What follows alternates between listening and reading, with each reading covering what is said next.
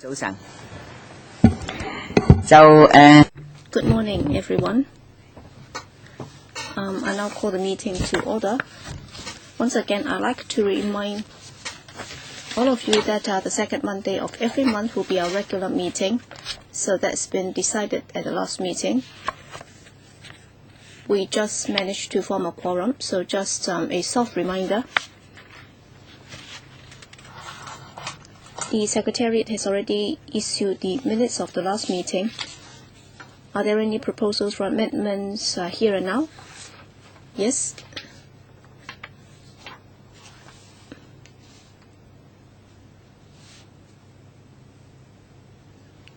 Any proposals for amendments here and now? Paper number CB-2168. If there are no proposals for amendments, all right, your comments, please. Yes? Dr. Fernando Chiang, you propose to confirm the minutes. All right. So minutes confirmed. Thank you. Information papers issued since the last meeting. Paper number 153, referral from the panel on constitutional affairs concerning the eligibility criteria for the disability allowance under the Social Security Assistance Scheme. Next, paper 166, letter dated November the 5th, 2012, from Mr. Wong Kwok-hing concerning the review of eligibility criteria for DA under SSA Scheme. So that's just for members' information. All right, Deputy Chairman, can you come over? I think we do have very good cooperation. All right, if there are no comments, then item 3, items for discussion at the next meeting. We have a list of outstanding items for discussion and also a list of follow-up actions. All right, these papers have been circulated to members before the meeting. Paper number CB-2-169-01 and CB-2-169-02. And the next regular meeting will be held on the 10th of December 2012, 10:45. And the administration has proposed 2 items. Number 1, injection into the CIIF, Community Investment and Inclusion Fund. Next, setting up of 2 rehabilitation service facilities for persons with disabilities in Shek Kip Mei and Tin Shui Wai. All right, those 2 items are on the list of outstanding items for discussion. Dr. Fernando Chiang, I believe that reviewing the disability allowance is also an important item. It's also pressing, and the CE has also promised that the DA's eligibility criteria would also have to be reviewed. That's not just for normal DA, but also the higher DA. And Mr. Wong Kwok-hing has written to make a request, and we have indeed discussed that before. I suggest that we should also discuss this at the last meeting, and I think we should also hold a public hearing on this item, and this issue itself would also require more extended discussion. And if we have other items together on the agenda for the next meeting, I'm concerned that we might not have enough time for that. Yes, Mr. Wong Kwok-hing or Mr. Tang Kwok-pan. Well, during the past few years, there have been court cases concerning the there have been judicial reviews on this, and Mr. C.Y. Leong has already said that even if there's one limb disability, that should also be eligible for DA. But then, of course, there is also a comprehensive review mechanism with regard to employability and also other disabilities. Well, for loss of one limb, I think it's very specific. Well, but then it's also a very difficult situation for the person who has sustained such disability. But then if we review the whole thing or the whole system, then that might result in those who are already eligible being affected adversely. And I understand that there have been a lot of criticisms against the current system. For example, under the statistics, well, psychologists or psychiatrists would be the one approving or giving approval for DA applicants. But then that would be a very broad subject, and that would be very time-consuming for us to discuss it. But then for the loss of one limb, as promised by C.Y. Leung, he would be doing that as soon as he assumes office. I agree that there should be a public hearing, and also for the issue of loss of one limb, and also for the overall eligibility criteria, and also the approval or the vetting mechanism. I think those will have to be looked at. I think in the short term, we will have to review the system with regard to the loss of one limb in order to respond to your political manifesto, and also whether or not we need to hold a public hearing to discuss both issues and so on. I think there is a need for us to do so, in particular after the introduction of the $2 fare. Some of those who are disabled but then who are not eligible for the $2 fare would also like to give their views. Yes, I would also like to throw this out for discussion, because indeed when the administration said that for the 2 rehabilitation services at Shek Kip Mei and Tien Shui Wai, I think they would also raise the issue that members just said. Well, whether they agree to come is one matter, but then we would also like to discuss this on our own. I think we need to look at what just happened since the start of the term. We also talk about the setting up of subcommittee involving welfare issues, for example, universal retirement protection, and also the issue on international disability discrimination and so on. Well, I fully agree with what you just said, but I'd just like to raise this. It's quite a joke, because at the district council, because C.Y. Leung, after he assumed office, he said that there need to be a barrier-free access for the installation of lifts and so on. It's not just for the elders and also the disabled, for the housewives doing their chores, they would also need that. But that was very popular amongst the local representatives. But then if you look at the figure, all right, in the first year, some $100 million will be used, but then in the next few years, some $600 million will be used, but then just Wong Tai-sin would be spending $100 million. So I think all these will have to be taken up with the administration. While the chief executive made this promise, I think it's a good thing.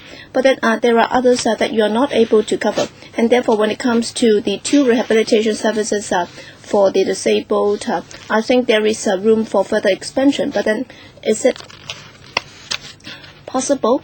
I think we need to set up subcommittees to follow up on that, and I've taken this up with the Secretariat, and we've been told that there are only 8 subcommittees, but then for welfare, I think there are 2 pressing issues. Number 1, universal retirement protection.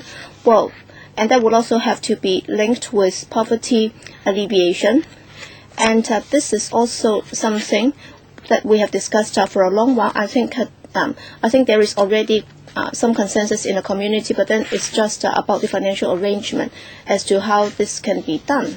All right, I agree with what we just said, and it's not a problem to hold a public hearing, but then how are we going to look at it from a wider or broader perspective? I have to emphasize that with an aging population, and also given the island state of Hong Kong, we have been putting up with many of these. For example, many people have been walking up and down the slope every day, and I would like to make this counter proposal. We should set up subcommittees that would not be resolved at just one meeting. I think I've broadened the subject, Mr. Tam Yu Chong.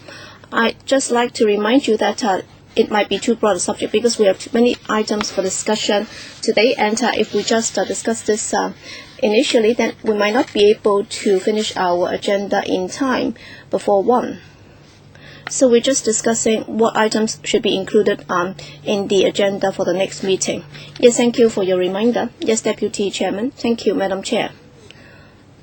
I agree with what Mr. Tam Yu Chong said. I don't think we should discuss those in such great detail.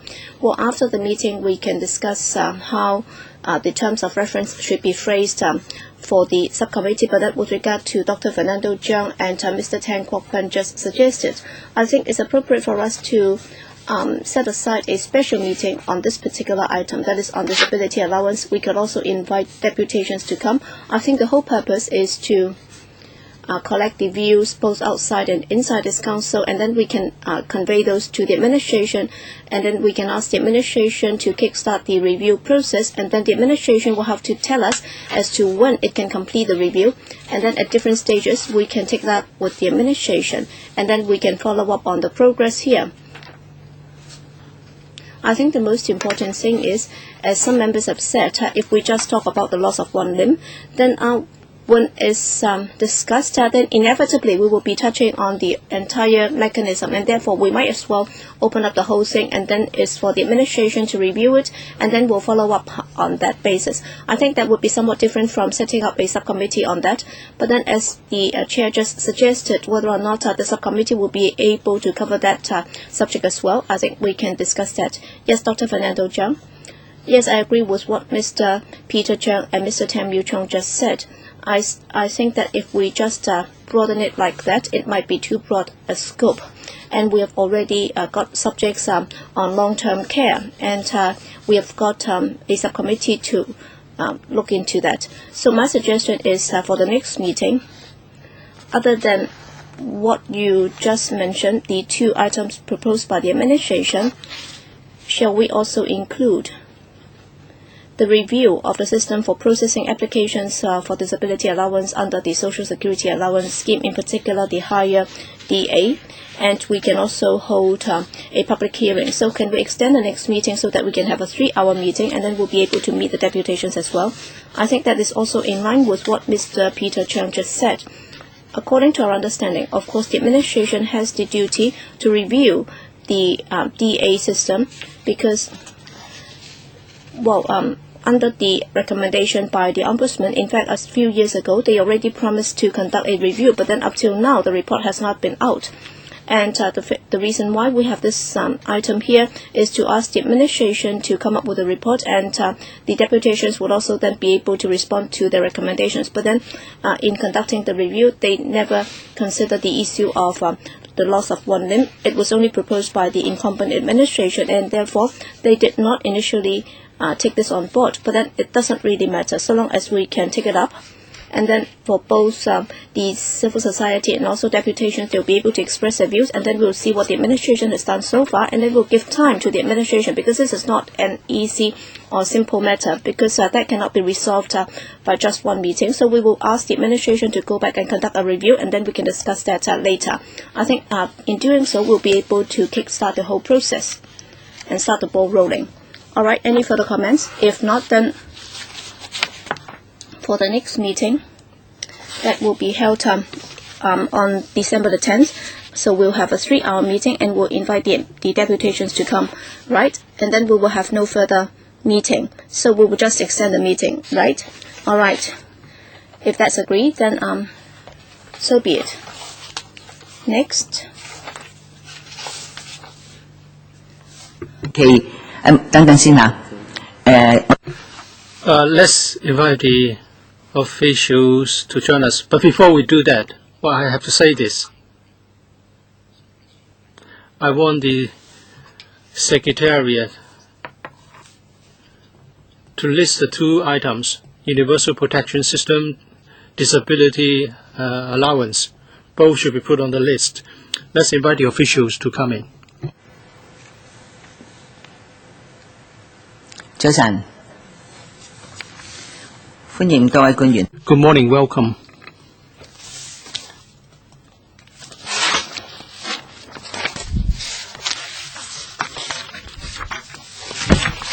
I'd like to welcome Mrs. Elena Chan, Principal Assistant Secretary for Labour and Welfare 3, Ms. Cecilia Lee, Assistant Director of Social Welfare, Elderly, Mr. Kenneth Wu Chiman, CEO, Subvention and Planning, SWD. The item is setting up a new contract residential care home for the elderly with a daycare unit and a daycare center for the elderly in Long Ping, Yuen-han. Paper is 169/03, 169/04.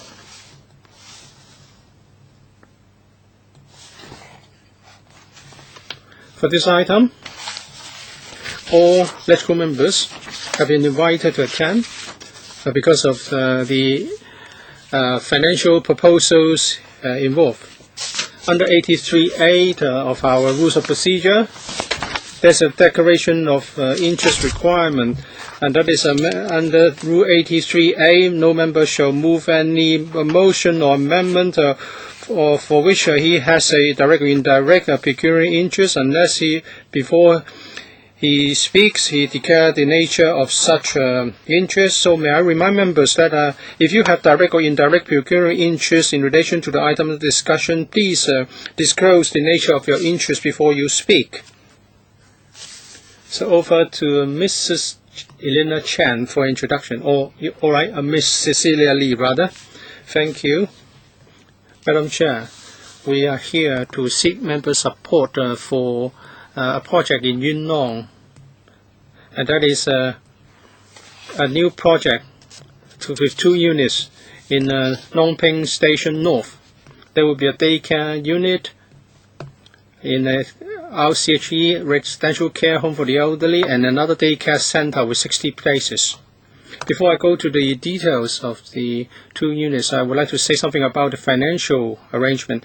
In the past, in relation to social welfare facilities, we rely on the lottery funds for the construction and also for the installation of the equipment and other needs. But if it's anticipated that the commitment on the part of the government in relation to recurrent expenditure, and that if that goes beyond the $10 million, then an application to be approved by the Finance Committee will be required. And that's why before we go to the Finance Committee, we would like to come here to this panel and introduce the project to members. There are 2 service units. One is the RCHE, Residential Care Home for the Elderly, with 50 sub-rented places and 50 sub-rented, non-sub-rented, 75 sub-rented, 50 non-sub-rented places. There's also a 60-place daycare center for the elderly on top of a daycare unit. The total cost is $72.75 million, and the advisory board to the LF has approved to fund us to the tune of $72.72 million. This will be done on a private contract basis to the MTRCL, and MTRCL would design and construct the facilities in accordance with our specifications. But the funding cap is $72.772 million. And after completion, we can also apply to the lottery funds for the renovation, furniture, and other equipment and facilities required for the center. Since 2001, we have been tendering out such contracts to the NGO or private operators for the operation of such an RCHE with DCU and DE. There have been such 20 subsidized centers tendered out through such an arrangement. This will be a dedicated facility. There will be other private facilities. It's easily accessible, and the facilities will be suitable for the services required. We believe this is a good location for providing an LCHE. So maybe I should pause here. Members' comments are welcome. Dr. Fernando Cheung. Of course, we support this project because for RCHE and the nursing home waiting lists, they are very long. It's that they have to wait for 3 years according to the written information, but that's just the average. Many have to wait much longer than that.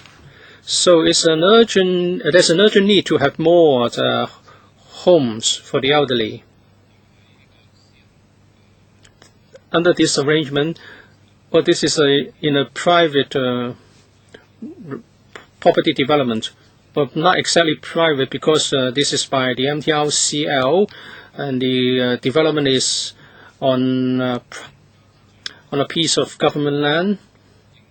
And I think it's only right the MTRCL is asked to do something for the public. If you look at the waiting list that you can see in Annex 1, of course, there are more waiting for the LCHP or CNA home. There are more than 20,000.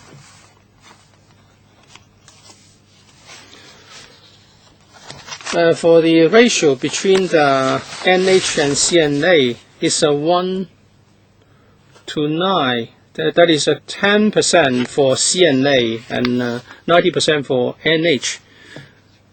Well, if you want to get a CNA place, you have a higher need for care and attention.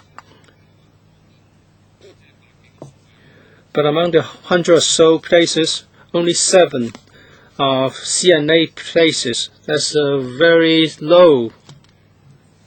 And if you also take a look at Annex 2, there will be 4 contract homes from 2013 to 2015. They will come on stream. Altogether, they are going to provide just 27 care and attention places. And that is to say, after 3 more years, we are just going to see 27 more places, while the waiting list is more than 20,000.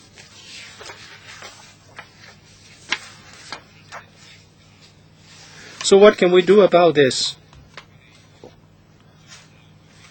I think they have to reconsider the ratio between NH places and CNA places.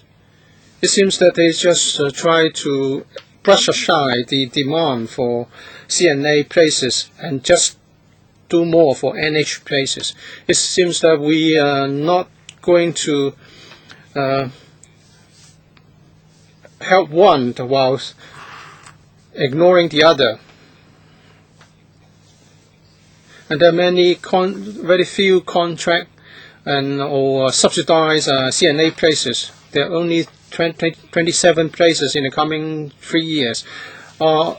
So additionally, you have to buy places from private homes. But the quality, the service quality is much inferior compared with subsidized and contract homes. And more elderly people are diagnosed with dementia. The number is growing fast. If the dementia patient wants to be admitted to a CNA facility and they get an NH facility, then it's very undesirable. So maybe the administration can tell us why the ratio between NH and CNA is so lopsided. Are we going to rely on the bought place system for CNA service? And how are we then going to deal with the special problems associated with private homes in offering CNA services? Well, I didn't want to limit members' speaking time, so that the speaking time is rather long. There are 5 more members who are waiting to speak. I don't think this is fair to those members, but I have to place a limit on subsequent questions, 3 minutes. I have to explain myself thoroughly before I put my question. I understand that. Administration, please be succinct. In relation to the supply of more CNA places apart from the bought place system, there will also be the places vacated in existing homes. Through this, in the past 3 years, we have been able to increase the supply by 680 places. We'll continue to work on increasing the supply of CNA places. Can we be given specific figures in the past 3 years? I'm talking about the future. We expect that in the coming 3 years, 2012, 13, 2014, 14-15, we are going to see an increase of about 800 such CNA places. Thank you.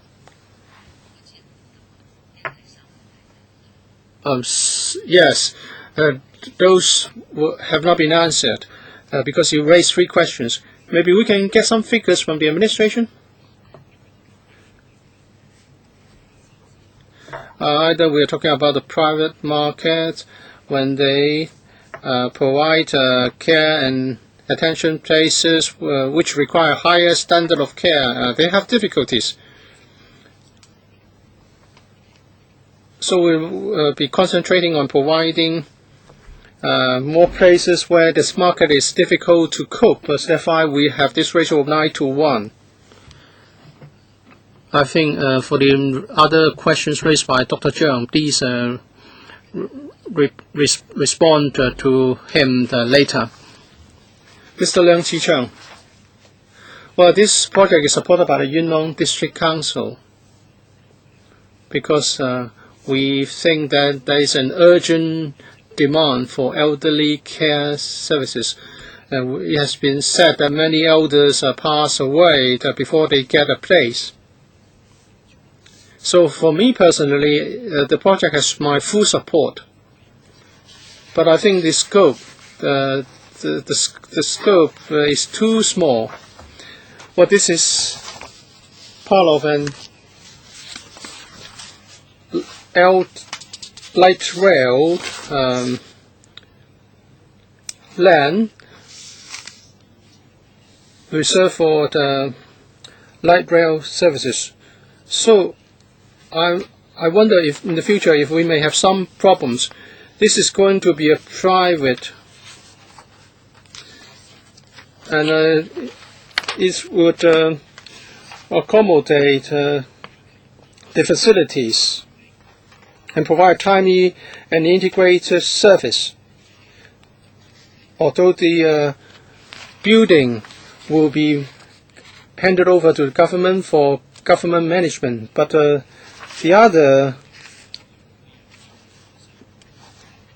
facilities in the surrounding area will be managed by MTRCL. Would there be problems with MTRC in the future? And also, can we increase the scope? And you're talking about 2019. Is it because you want to tie it with the private construction project?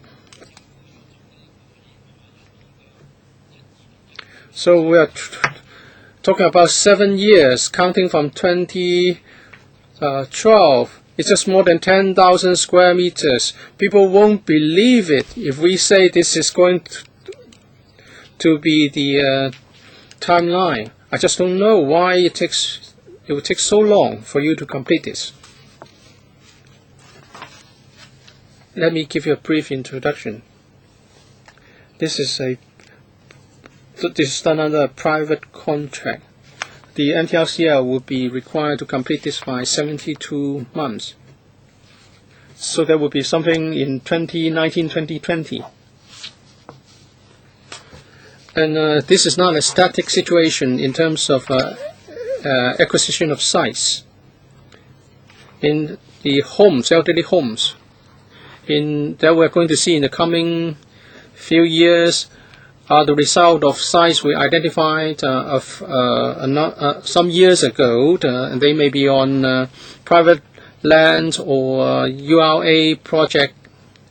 So we are going to see 1, 2, or 3 elderly homes coming on stream in the coming year. And the whole process will be just like what we are seeing for Long Ping project. I think Mr. Leung is asking for a bigger facility.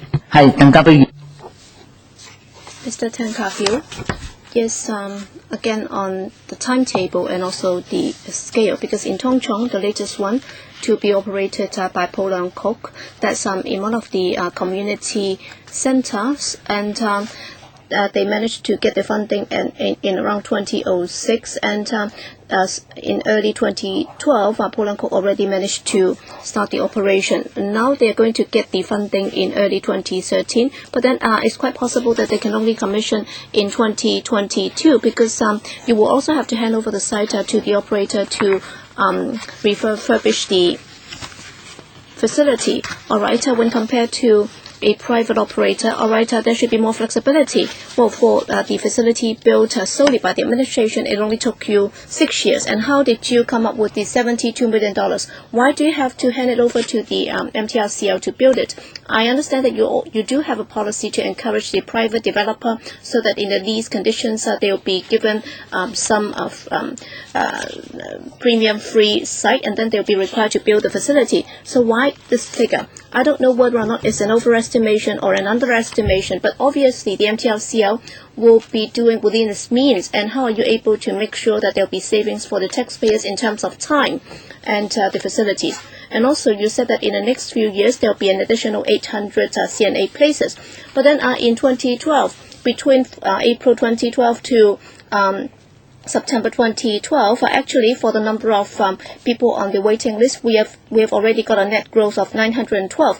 It's already much more than or many more than what you're going to increase in the next few years. And then Dr. Fernando Cheung also said that there'll be an additional 27 places, and assuming that some 800 places will be bought places. In fact, there's a matter of purchase and procurement. How come you're so confident that you'll be able to buy some 700 plus or 800 plus places in the next few years? Well, for the $72.72 million, that's the estimated capital funding.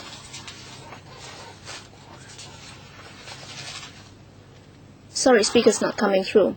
Well, we've already included that as the lease conditions. Mr. Wu, you haven't spoken through the microphone. Well, that's according to the calculation by the Architectural and Services Department. They will look at the site area, and also the past experience, and also for past property developments by the government. How come it will take so long? Well, the reason it's going to take that long, that's because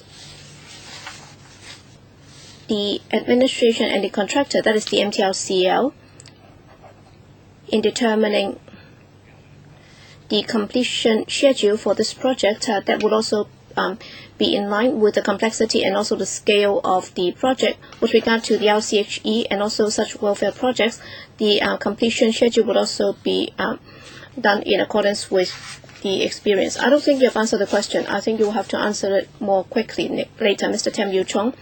I think this is quite a small project in terms of its scale. I think the demand is very pressing for RCHEs and also for CNA homes, because they are mainly targeting elders with higher degree of disability. That's why the demand would also be very large. And therefore, for nursing homes, there should be a higher ratio, and then for CNA places, there will be fewer such places. I do understand that, because for those who are in greater need of care, we should increase the number for them. I can understand that, but then for this particular project, I think it's quite slow. And also, we've been talking about 2019, that's only the completion date, and then for the commissioning of service, it's 2021 and 2022. Please do not forget that date. So is it possible for things to be done in tandem instead of having to wait until the completion of the works? You should identify the operator, and then you should also work on the refurbishment. You should not be required to wait for another 2 to 3 years, because if that's done in sequence, then that would take a few years to do the design and then the decoration and so on. Is it possible for us to have it commissioned in 2019 instead of waiting for another 3 years for the facility to come on stream in 2021, 2022?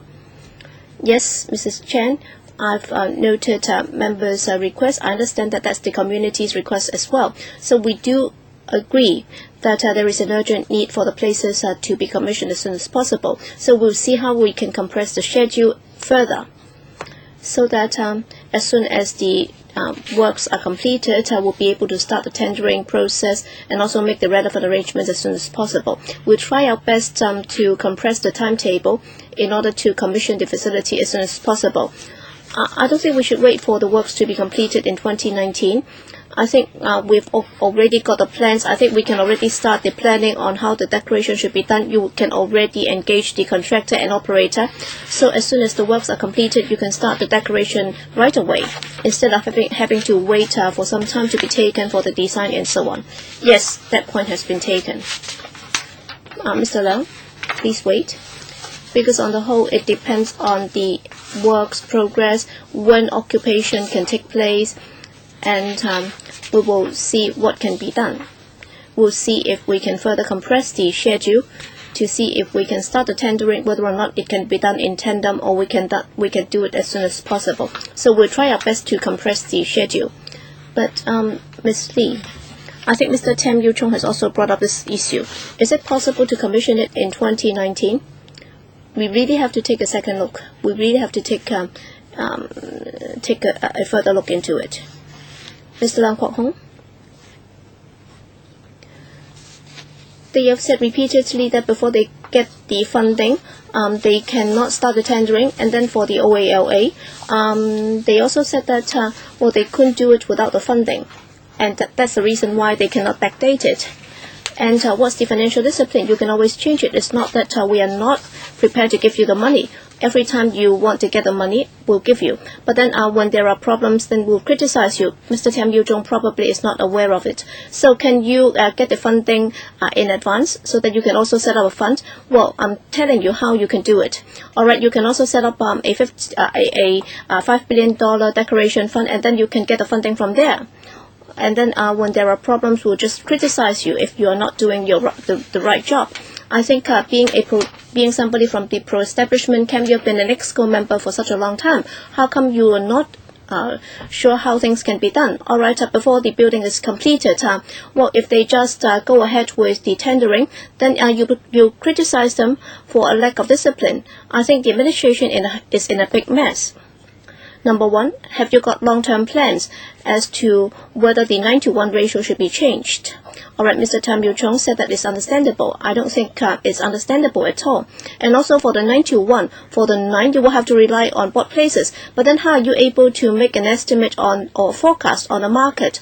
Well, where does this industry come from? How come they are able to offer you so many places? All right, have you granted land for people to become private operator? Because in Kennedy Town, they are running like cows, and are you allowing them to make huge profits? I've visited quite a few such homes in Kennedy Town because there was a complaint, and that's why I visited some of these homes. So Mr. Tam Yu Chung was right. You will have to come up with a new way to get funding from us, and we'll be giving you the funding. And if you want to have a dedicated fund, so be it.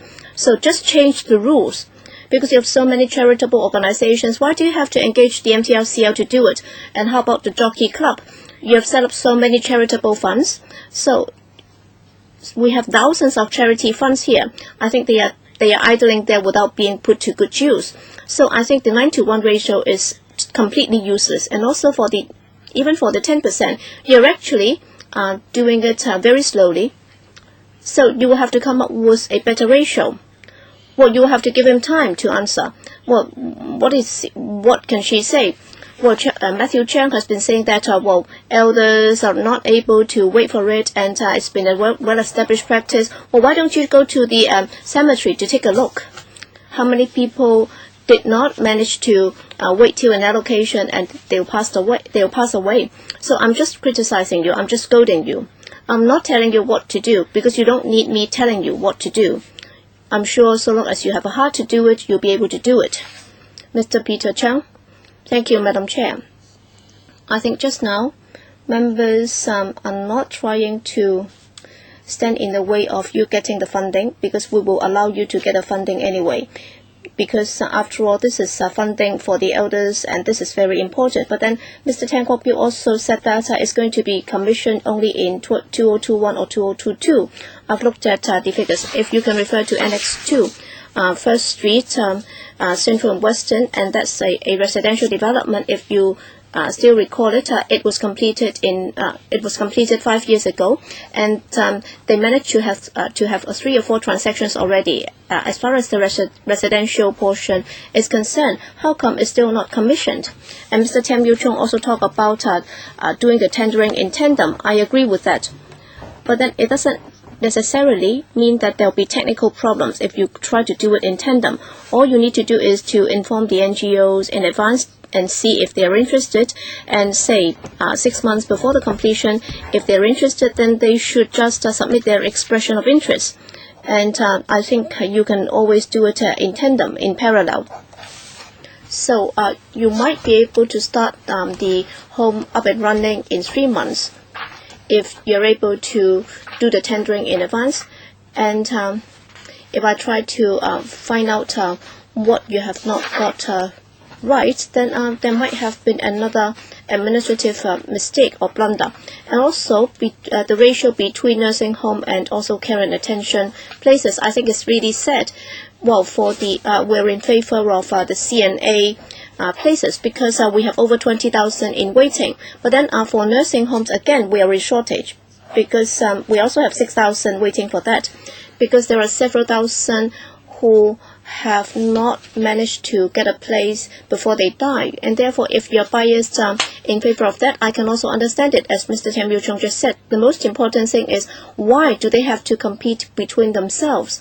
Why can't you just buy more places? Why can't you just build more homes? I think that's the crux of the matter. Today we are saying that, well, you're not giving more places to CNA. That's because we don't want CNA and nursing homes to be competing between themselves. So number one, I do not see your projection up till 2020 or 2030.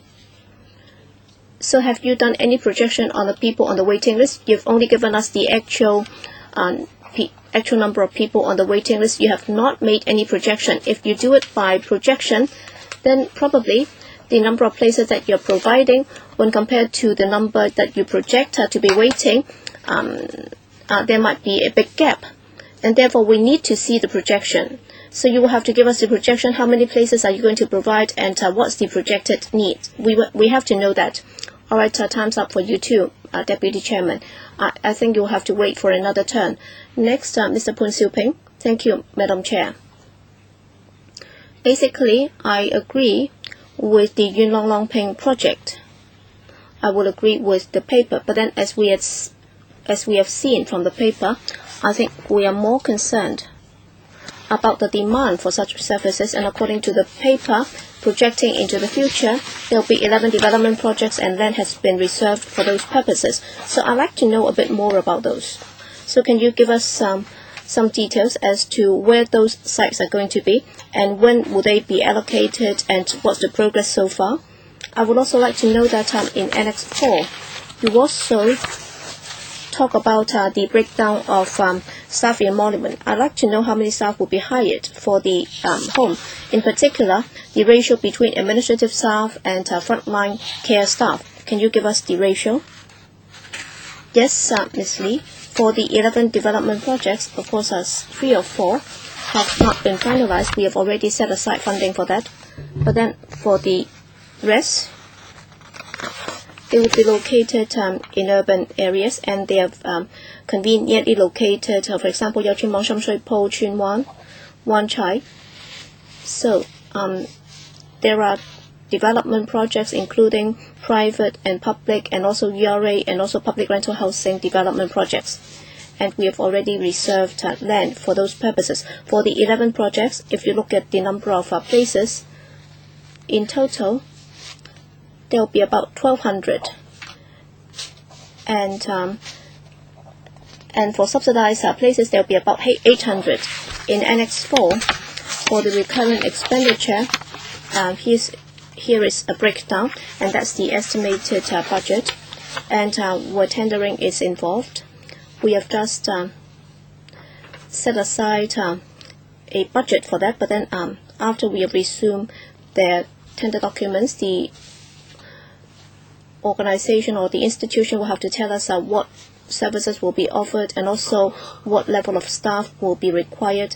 But then there is some basic manning requirement, but then we will only be able to tell after we have received the actual tender. Sometimes it might exceed our requirement. I want to raise a follow-up question in relation to the reserve size. You have included the 4 in Annex 2, I suppose. So when is the soonest that we can get those? Well, we do not include the 4 in Annex 10, so we're talking about another 10. One of them is the one in the Long Ping. Mr. Chan Hang-ban.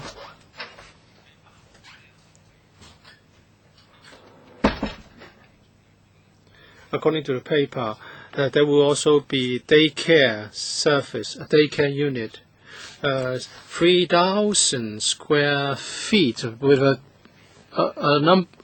20 places. Isn't it on the low side? Because you want to promote aging in place, so there's a great demand for daycare services. Can you increase the service quota a bit? And you are going to complete the project by 2019 because you have to tie in with the residential development project of the MTRCL. That's why it has to be completed so late. I believe the plan has already been approved. Can you get someone to buy to build the home for you because the lottery funds has already approved the funding? Well, there will be an affiliated daycare unit with 20 places. On top, there's a daycare center, 388 square meters in size. There will be 60 places. As for the private treaty matter, I'll ask Mr. Wu to reply. When the MTRCL took up this private development according to the land lease conditions, the MTRCL has to build this for the government, so we cannot award a contract to another party for the construction. So they would drag our feet and the completion date will be delayed. It's paid by the taxpayer anyway, or by the lotteries fund. Why can't you ask another party to build it, and why should we suffer the delay caused by the MTRCL? Assistant Director? Or Mrs. Chan? We have heard members that they have a view about the completion date. The 72 months is the upper limit, the cap of construction time. Our staff would monitor the project closely to try to shorten it, and we'll try to see if we can take steps in parallel to reduce the time required. But you can also see from the plan in the paper that this is part of a private development project, and the clients of the elderly service units are themselves frail elders. So while we want to shorten the time, we will pay attention to the environment. For example, whether there's noise or dust problems. If the problem is serious, we will not be able to admit these elderly clients earlier than planned. Well, members would like you to get it done quickly. Many people are waiting. When I was told that the waiting time was 5 years, well, it was a shock. Many people are still waiting. That's why members have offered their comments as you've heard them. Dr. Fernando Zhang.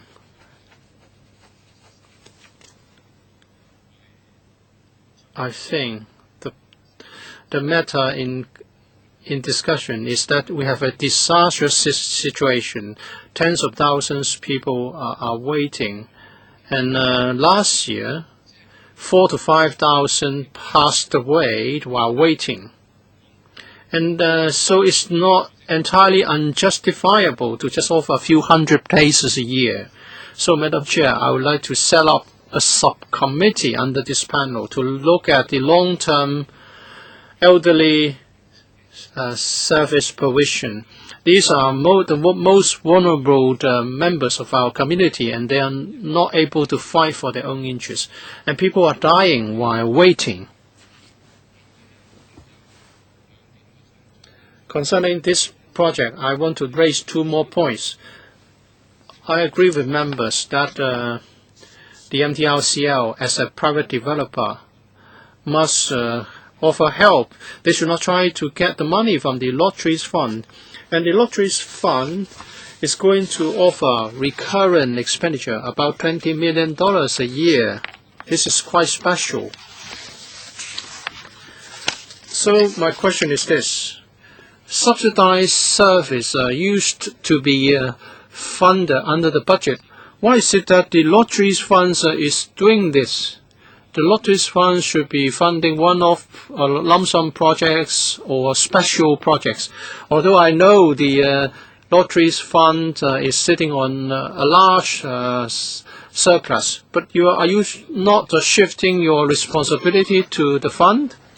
And I also like to get some breakdown in relation to Annex 4, personal emoluments.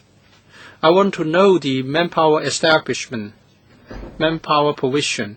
Please give us a breakdown, itemized breakdown for the staff.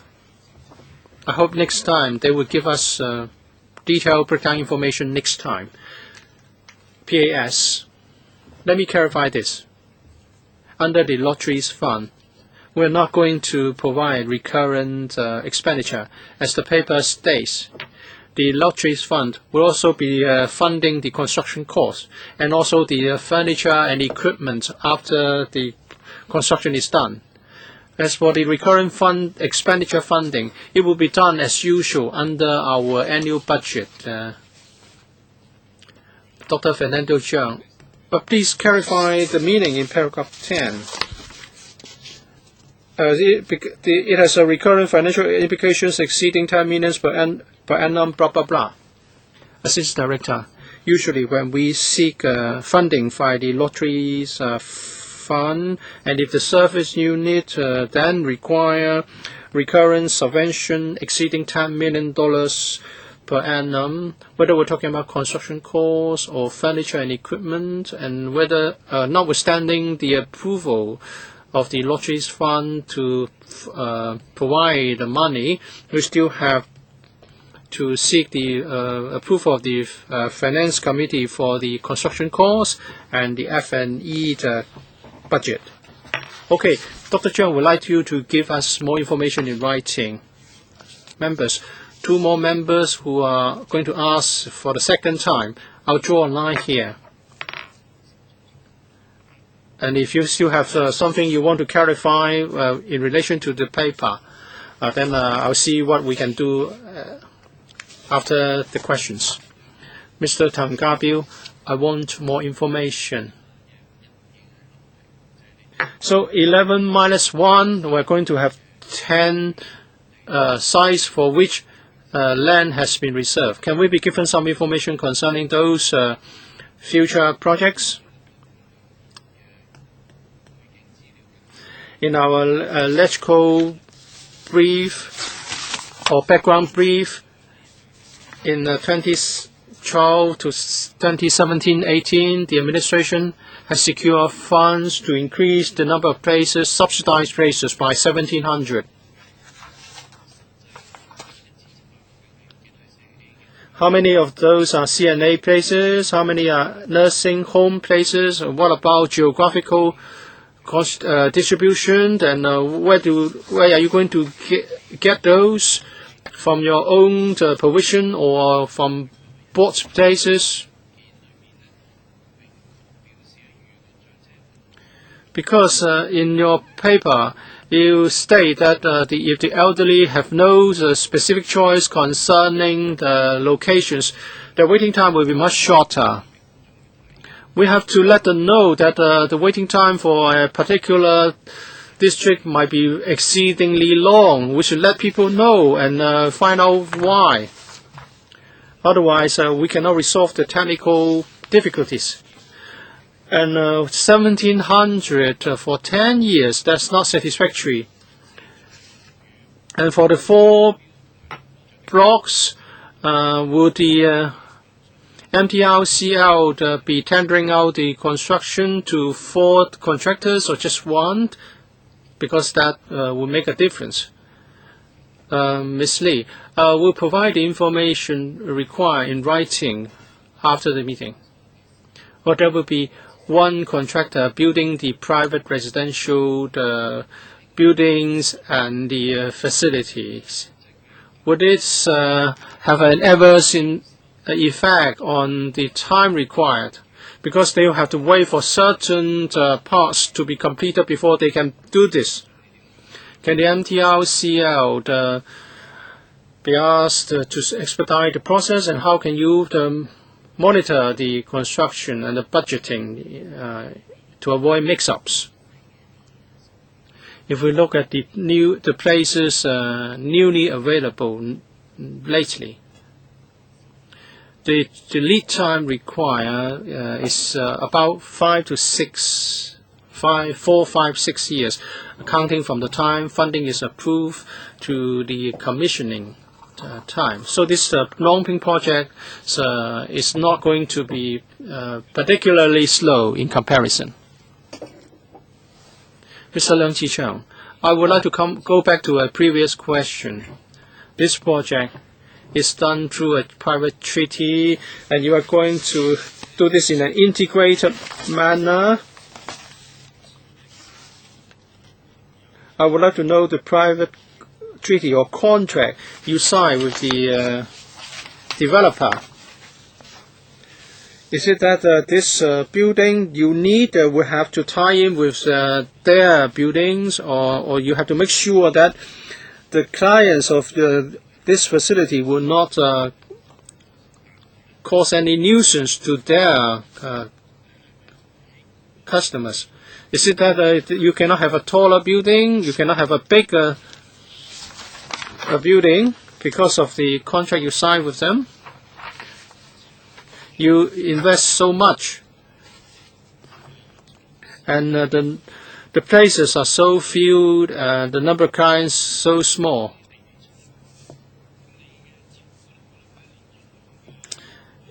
Yuen-han is willing to allow this to go ahead by providing the land, and I'm afraid that you can't even take care of the needs of the elders living in Longping, let alone the whole district. Mr. Wu, the government and the MTRCL came to an agreement when the LRT was constructed. MTRCL agreed that certain government project will be constructed by the MTRCL, subject to Town Planning Board approval. And the Town Planning Board did approve the master layout plan. And we have made the best use of the land available to build as many social welfare facilities as we can. Are you saying that that's the biggest size we can go for? Well, in rendering elderly services, we have to comply with the law on the provision of such facilities. So we cannot suppose that we can go taller and provide more places. We need to look at the fire escape and other safety regulations. All our CHEs are subject to the high restrictions. It cannot be taller than 24 meters, and there should be no cinema or warehouse in the vicinity. So there are rules and regulations to follow. I don't quite understand why you want to put this near a bus terminus. Well, this is a part of the overall layout. Mr. Leung, perhaps you can take up further issues at the district level as regards why certain things are done in certain ways. Well, in the first quarter of 2013, the administration will seek funding approval from the FC. So, members, do you in principle support the submission of the application by the administration to the FC for funding approval? Members, agreed? Okay. I see many heads nodding. Dr. Zhang? Well, I don't really agree, but then I agree with what Mr. Leung Chi-chung just said. That is how they are placing it right next to the bus terminus. So how are they going to deal with the emission? Because that would directly impact upon the elders there. So I'd like to raise this concern. So I was suggesting that Mr. Leung should go back to the district concerned to sort out all the details. Because sometimes it's difficult. Because I've been a district councillor as well, and the district council would also play a very important role as a gatekeeper. All right, we do need to have some new culture here in Hong Kong. Well, that being the case, is it possible for us to make a referral to the district council to express our concerns, and we should also set it out in the minutes of the meeting. I think all we need to do is to ask Mr. Leung Chi-chung to revert to the district council for details, and we will have to look at the design of it. And if you put it to me as to whether the district council was also consulted, I think that would be more practical. All right, Mr. Leung, do you agree? I agree with what you said.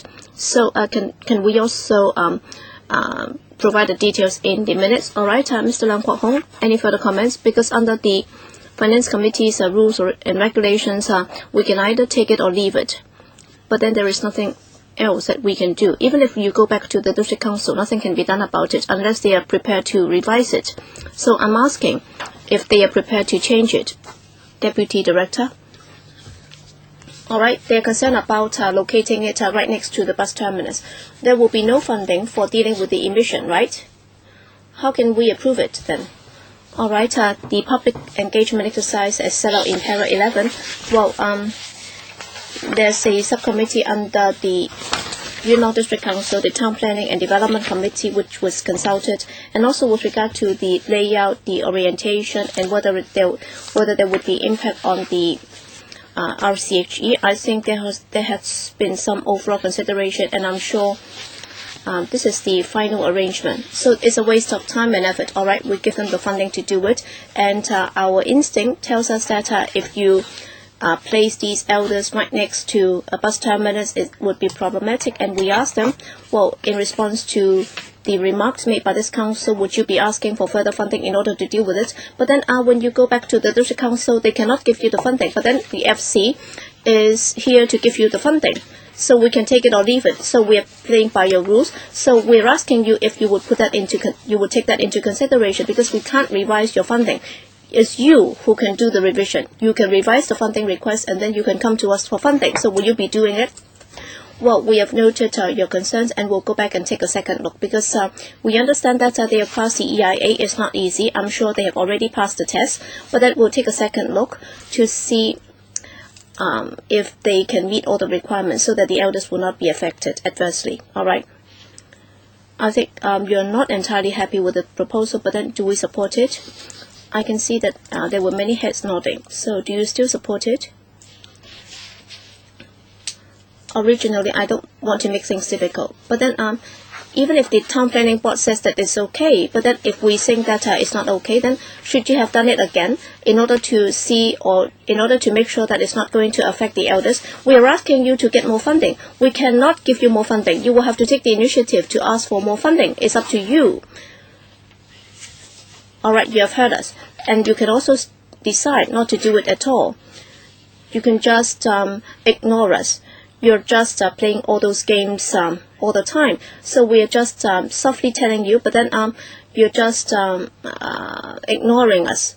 Well, I'm not targeting you as government officials, but then initially at the TPB stage, well, they are fools, and they are just doing this deal with the MTRCL. All right, would you be prepared to go in if you were an elder?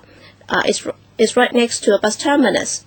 So I think obviously, inevitably, there will be difference in opinion. Mr. Leung Chi-chung, are you on the same point?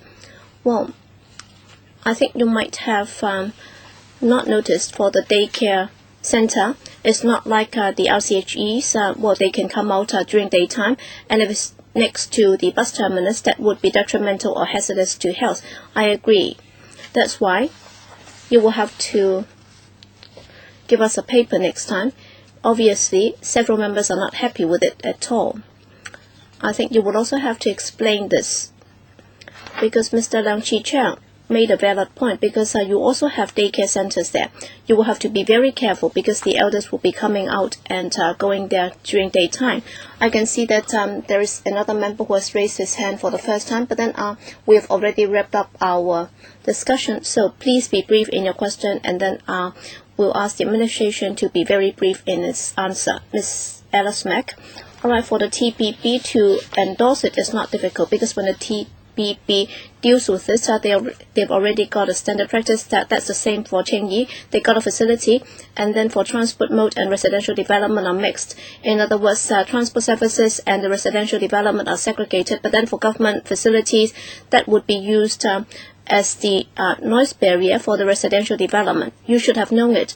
Well, that's in container terminal number 9 in Chengyi, between the facility, the bus terminus, and also the residential development, because it's too dense a development, and then they just put it as a noise barrier, and the TPP approved it. It doesn't mean that it's good or it's useful to the user. So please do not say that it's been approved by the TPP, and therefore we should also support it.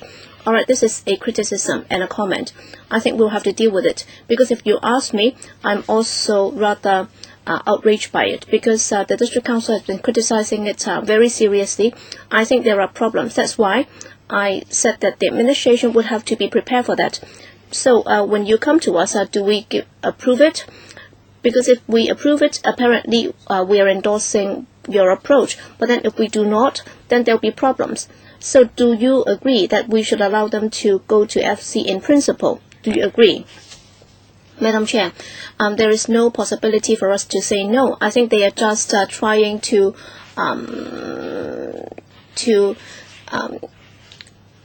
give the disadvantaged or the vulnerable group a raw deal. I think there is room for maneuvering, because before they go to the FC, they will have to get some recurrent funding, and they will have to come to the FC for approval again. But then as soon as it's once it's completed, it's another story. But then I'd like to seek your view. Do you agree in principle for them to go to the FC? So I think we'll record that. I think for the welfare officials who are here, as you have heard members say, the reason why I asked Mr. Leung Chi-chang to go back to the district council, maybe you have just told us some half-truths, because I was also a district councillor, but then they might have been rather economical with what they told the district council. That's why they managed to get the agreement from the DC. You might have thought that the DC agreed to it, but then that's because the administration has not been very forthcoming in telling them or giving them the full picture. I think for the welfare officials responsible for this project, I hope that the administration will bring it back to the government. Please do not think that I will definitely rubber stamp your proposal, because there are problems. It's difficult for us to say yes, as Mr. Leung Chi-chang and Mr. Tan Ka-piu have just said. How about those using the daycare center? So since members have agreed to it, I think so be it. I think next time when you come back, please make sure that you have made all the preparation. You will have to come up with all the justifications to explain things in detail to us, or else we will have difficulty endorsing your proposal. All right? So much for this item. We will have to move on. Thank you. Next item, annual adjustment of Social Security payment rates. Let's invite the next team of officials to join us. 我真係覺得好想社會上鬧政府啊！梁國雄第一個，第二個張超雄係啦。First one, Hon WONG Kwok-hing, and then Dr. Fernando Jiang. Welcome to Ms. Irene Young, Deputy Secretary for Labour and Welfare, Mr. Fong Pak Yan, Deputy Director of Social Welfare, and Mr. Chen Wing-hoi, Chief Social Security Officer, SWD, and Ms. Cecilia Chen, Senior Statistician, Social Welfare. All right, over to you. Administration. Good morning, Madam Chair and members. We are here today to brief you on the annual adjustment of Social Security payment rates, that is the standard payment rates, and also the maximum rates of the rent allowance under the CSSA, and also the rates of allowances under the SSA Scheme. So these are annual adjustments, and the practice is a standard cyclical one, and that's also done in accordance with the established mechanism. And for this year, concerning the standard payment rates for CSSA and also for the rates of allowances under the SSA Scheme, we will still be relying on the Social Security Assistance Index of Prices and also the CPIA. And the latest figures, there's been an accumulated increase by 3.7% under the CSSA with regard to the maximum rent allowance, the MRA.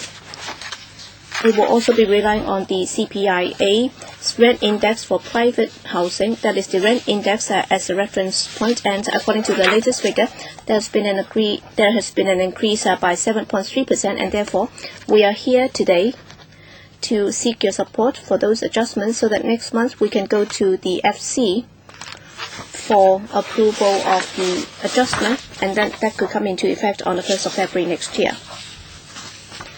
Just a reminder to members, as this item will be approved or will be submitted to the FC, that's why all members of the Council have been invited to join. And also under Rules of Procedure 83A, there is a requirement for members to declare interest, and under that rule, it says that members are not allowed to move any motion or amendments if they have any direct or indirect pecuniary interest, unless they have already disclosed the nature of their interest. And therefore, I'd like to remind members that in dealing with this item, if members have any direct or indirect pecuniary interest, then before you speak, you should disclose the nature of such interest. And also, I suspect that there is quite a matter of controversy, and therefore I'll be confining or controlling the time for questions and answers to 3 minutes each. Mr. Wong Kwok-hing. Yes, you're right, Madam Chair. Well, Mr. Paul Chair is running subdivided flats, and he's not required to declare any interest at all. Well, for the 7.3 on the MRA, the maximum rent allowance. Well, that's for rent allowance, and I've also talked to some recipients, and they raise a number of points. Number one, rent is rising very rapidly, and number two, they are not able to pay the deposit because sometimes the landlords would charge them deposit before they rent any accommodation, and some of them would actually have to make a lot of savings and cut a lot of corners before they can pay it. So for the 7.3% is an average figure. Is it a medium figure or what?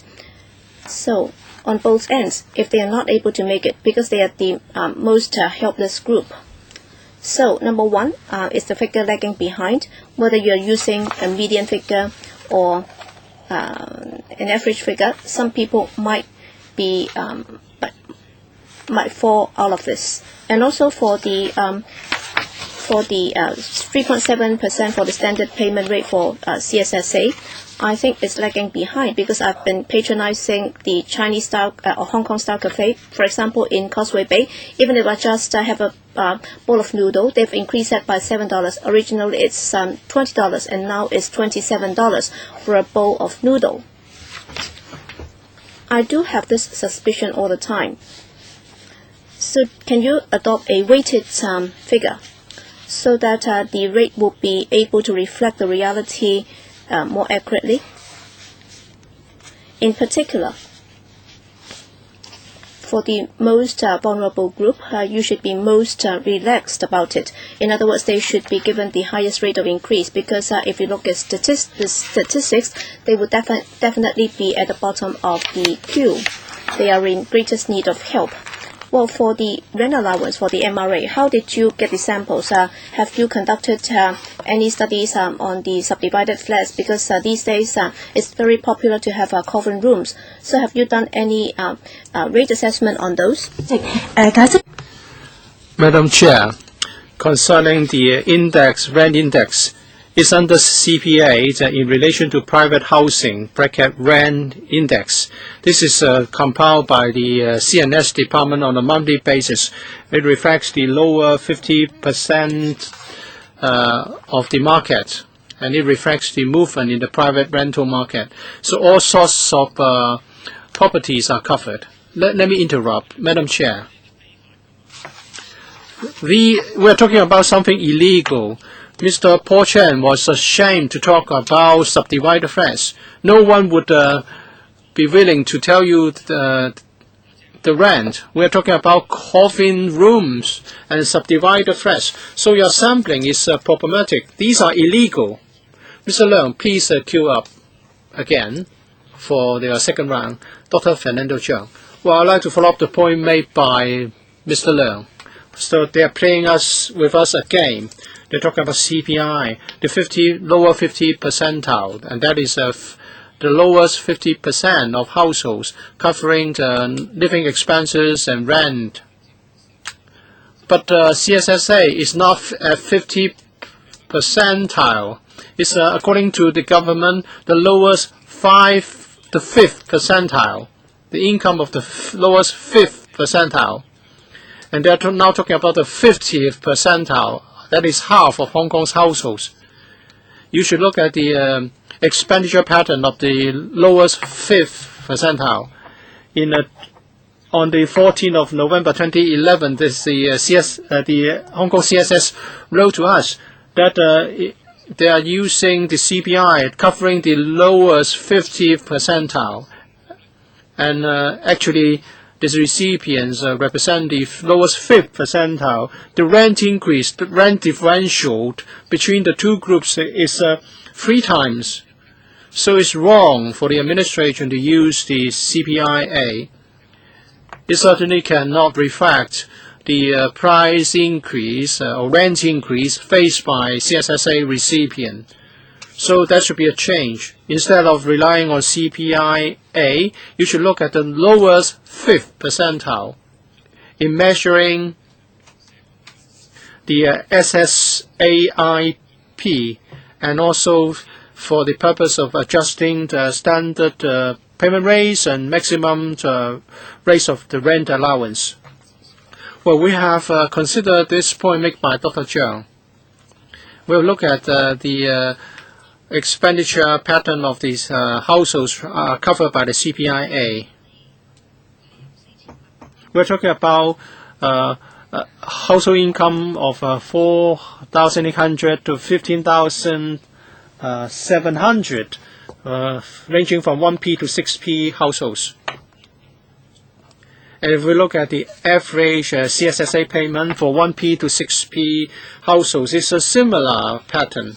As we set out in Annex 1, Annex A, the average monthly CSSA payment is 4,531 for 1P household, all the way up to the 13,000 something for 5P households. But she's not answering my question. I'm asking you to not look at the CPIA, the 50th percentile. I want you to look at the pattern, expenditure pattern of the lowest 5th percentile. Well, I was trying to explain that the MRA arrangement is appropriate because in the rent index we have covered the households whose income are similar. If that's appropriate, then we will not see half of the CSSA recipients have to top up the payment of rent by themselves. Mr. Tan Ka-Bill. Well, the figure seems quite good, 7.3%, but the base figure is too low.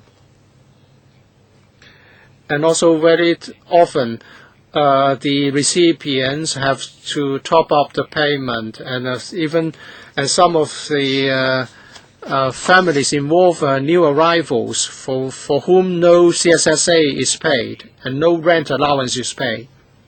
So the recipients have to top up for the shortfall. Can we have a breakdown or according to the number number of people in the households, and we would like to know the ratio. 1P and 2P households are particularly difficult because of the low level of provision, because some of the family members are not counted. They are new arrivals, and no account is made for these new arrival members. So the figure seems good, but the base figure is too low to be helpful. Rent allowance is given to the eligible members of the SSA households. On the whole, the rent allowance is sufficient to pay for the majority of public and private sector accommodation. 86% of them will be affordable to them. A few years ago, the rent control was cancelled. Madam Chair, it's not meaningful to talk about the 86% because you cover public rental housing. Deputy Secretary, the government's policy is that if there are people who cannot afford rent in the in the private sector, the most feasible help would be to offer public housing. You seem to forget that your boss said something in response to my question and suggestion. That is, if there are people who cannot afford private accommodation, would there be a compassionate ground for offering public housing? And the answer was no. Well, on average, the waiting time for PRH from the time you started to wait to the offer of first unit is just 3 years. So I believe the direction I described is the right way to go. Well, I don't think you can answer questions who come from the grassroots. Mr. Albert Ho, I think the matter is straightforward. Many families are paying a rent higher than the rent allowance you give them to a big margin. It may be doubled what you offer them. They're on CSSA and they have to cut their spending on other parts. And if on top they have a member, say the mother, coming from the mainland, and they have to rely on the CSSA for the child, so how can they cope? CSSA is supposed to cover only basic living needs, living expenses. And if you have a family member coming from the mainland and rely on the provision of CSSA to the child, and the rent allowance is insufficient, how can the family as a whole cope? What should we tell these families when they come to seek help? Well, the CSSA eligibility is well known. We must have some objective criteria. Basically, they must be Hong Kong residents. They must have been living in Hong Kong for 7 years. This will ensure that public funds will be spent on helping Hong Kong people. But that's not the question Mr. Ho raised. As I've explained, the rent allowance of CSSA is sufficient to pay for the majority of accommodation in the public and private sector. It's sufficient for the majority of cases. We are going to increase the allowance by 7.3%. That's as at the end of September, so it's not going to be the final figure. When we go to the FC, we're going to look at the latest figure from the trend we have monitoring. We believe the increase will be more than 7.3%. We believe with the increase implemented, more CSSA households would stand to benefit.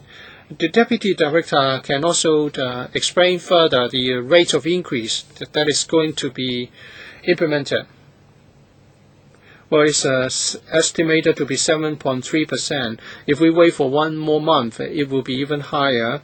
If it's 7.3% in terms of the rate of increase, it will be able to cope with, instead of 86%, we are going to be able to pay for rent in 89% of all the cases. Well, 7.3% seems to be higher compared with the past, but it's nothing compared with the market the market increase. We want to impose a fresh rent control because the rate of increase can easily be 20 to 30%. And some people don't even want to do anything about rent increase for fear of affecting the owner's property right. I think Dr. Fernando Zhang is correct. You must take a fresh look at the mechanism. The figures are lagging behind the times. And you are not looking at the lowest income families, lowest income households. You should look at the lowest 5th percentile. Well, they have new arrival family members, and they live with their child, and the child is suffering from starvation. Well, I think members have all received cases seeking assistance. There are still 3 and 3 plus 3 members asking to speak. I'll draw a line here.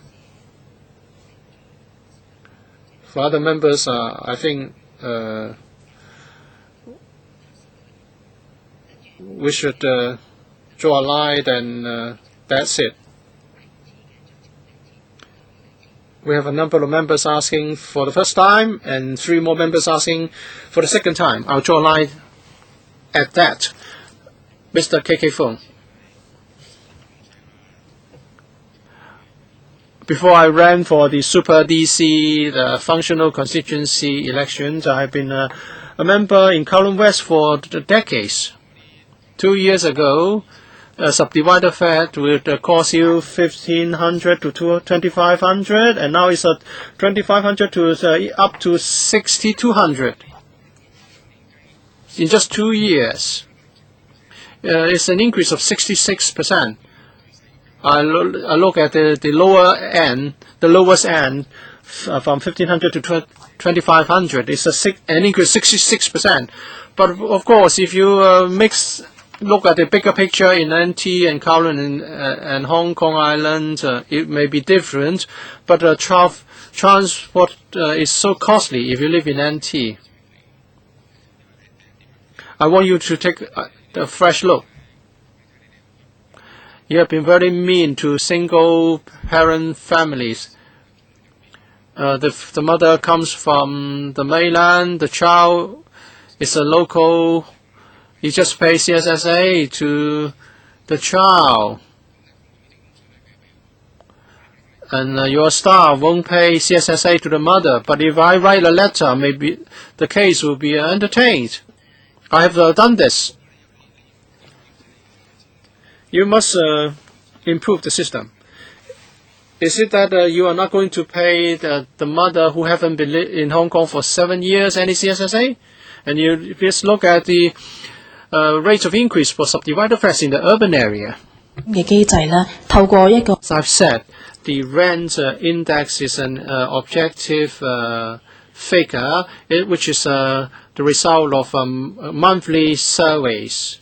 According to the CNS department, the survey field covers a wide variety of households living in various types of accommodations, including cubicles and subdivided flats. We believe that this is an objectively conducted survey that can tell you the objective situation of rent movement. In 2005, the rent allowance dropped to a very low level. At that point, we froze the rent allowance. There was no decrease. At the lowest point, please don't talk about things in the past 7 years. It's outdated. If you live in the peak or the mid-levels, it's $20 per square foot. But if you want to get accommodation in some people, it's $40 per square foot. So with the freeze and last year, well, I was saying that your index is ridiculous. The index for the rich is different from the index for the poor. Mr. Peter Cheung. I think members are not raising their questions for the first time, and they are not reading your paper for the first time. So if you just read out what's in your document, it's a waste of time. We have repeatedly told you that your calculation formula is not reasonable. It's not just outdated. It's not appropriate, because you said that you would adjust it in accordance with a certain formula. I understand that there was a drastic cut by some 15% in 2003, and instead of 1,500, you only have about 1,300 as the basic rate, and now you're saying that you'll be adjusting it by some $70 because of the increase in the figure. But then the calculation formula is problematic, because just according to some grassroots, I was told that, even if you give me $3,000, $4,000, it's not enough, because I'm paying $2,000, $2,500 for that. It's happening day in, day out, and you're still telling us what your survey has told you.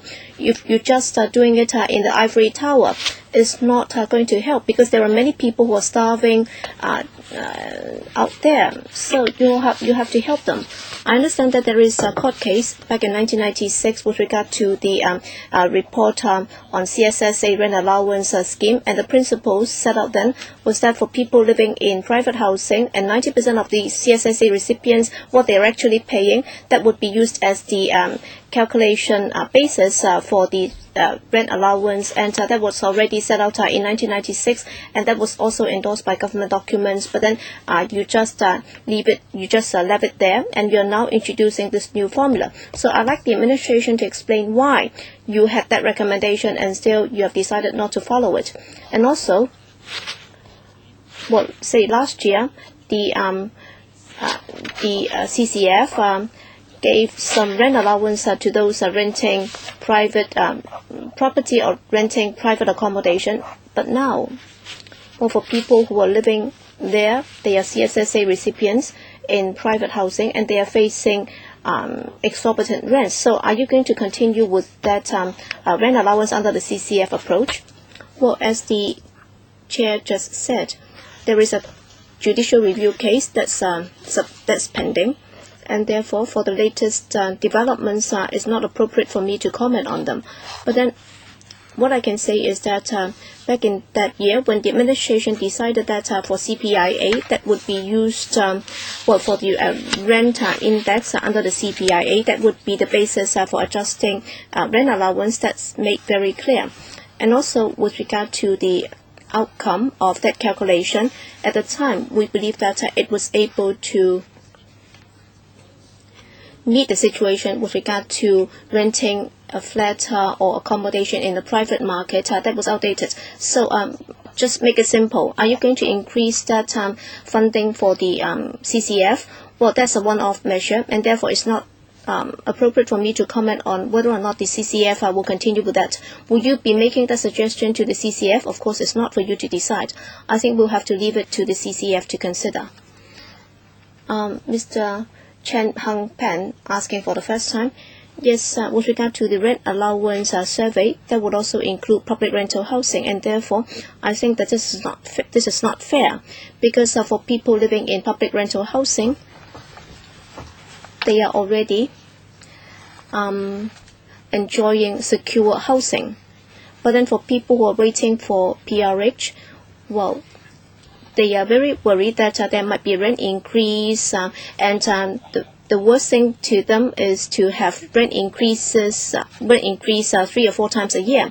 And if the officials are interested, we can actually make an arrangement for you to use your rent allowance to see if you're able to rent a subdivided flat in the market. Basically, you will not be able to do it. And if you look at some actual cases, well, for a subdivided flat, if it's a 1P flat, you're actually talking about $2,000 to $3,000 a month. And if you try to use your rent allowance to rent such a flat, is not possible. So you should be looking at the different types of accommodation. For example, for people waiting for PRH, they should be offered a special rate, and I think the administration should consider it. Well, when we make this suggestion, initially the administration said that the survey is in line with your principles, but that in practice is not practicable. So is there a chance for you to conduct a review, and will you be adopting that approach? Deputy Secretary. Yes, first of all, I'd like to clarify that under the CPIA, in fact, for the rent index for private housing, it doesn't include public rental housing. It would only cover 50% of the lower percentile with lower accommodation, and that would only include their cost for rents, and therefore there is no question of including public rental housing rents in the figure. If you think that this index is able to reflect the reality, then I think it's very easy. So long as you're able to rent a subdivided flat in Yuen-han using your rent allowance, if you're able to do so, then I would admire your efforts. Mr. Peter Chang actually was smiling. So I think we have to be more realistic. We have to be more practical. And please do not just engage in such academic discussion. I'd just like to make a few points. Well, just now, members said that for those with urgent need of housing, what will happen to them?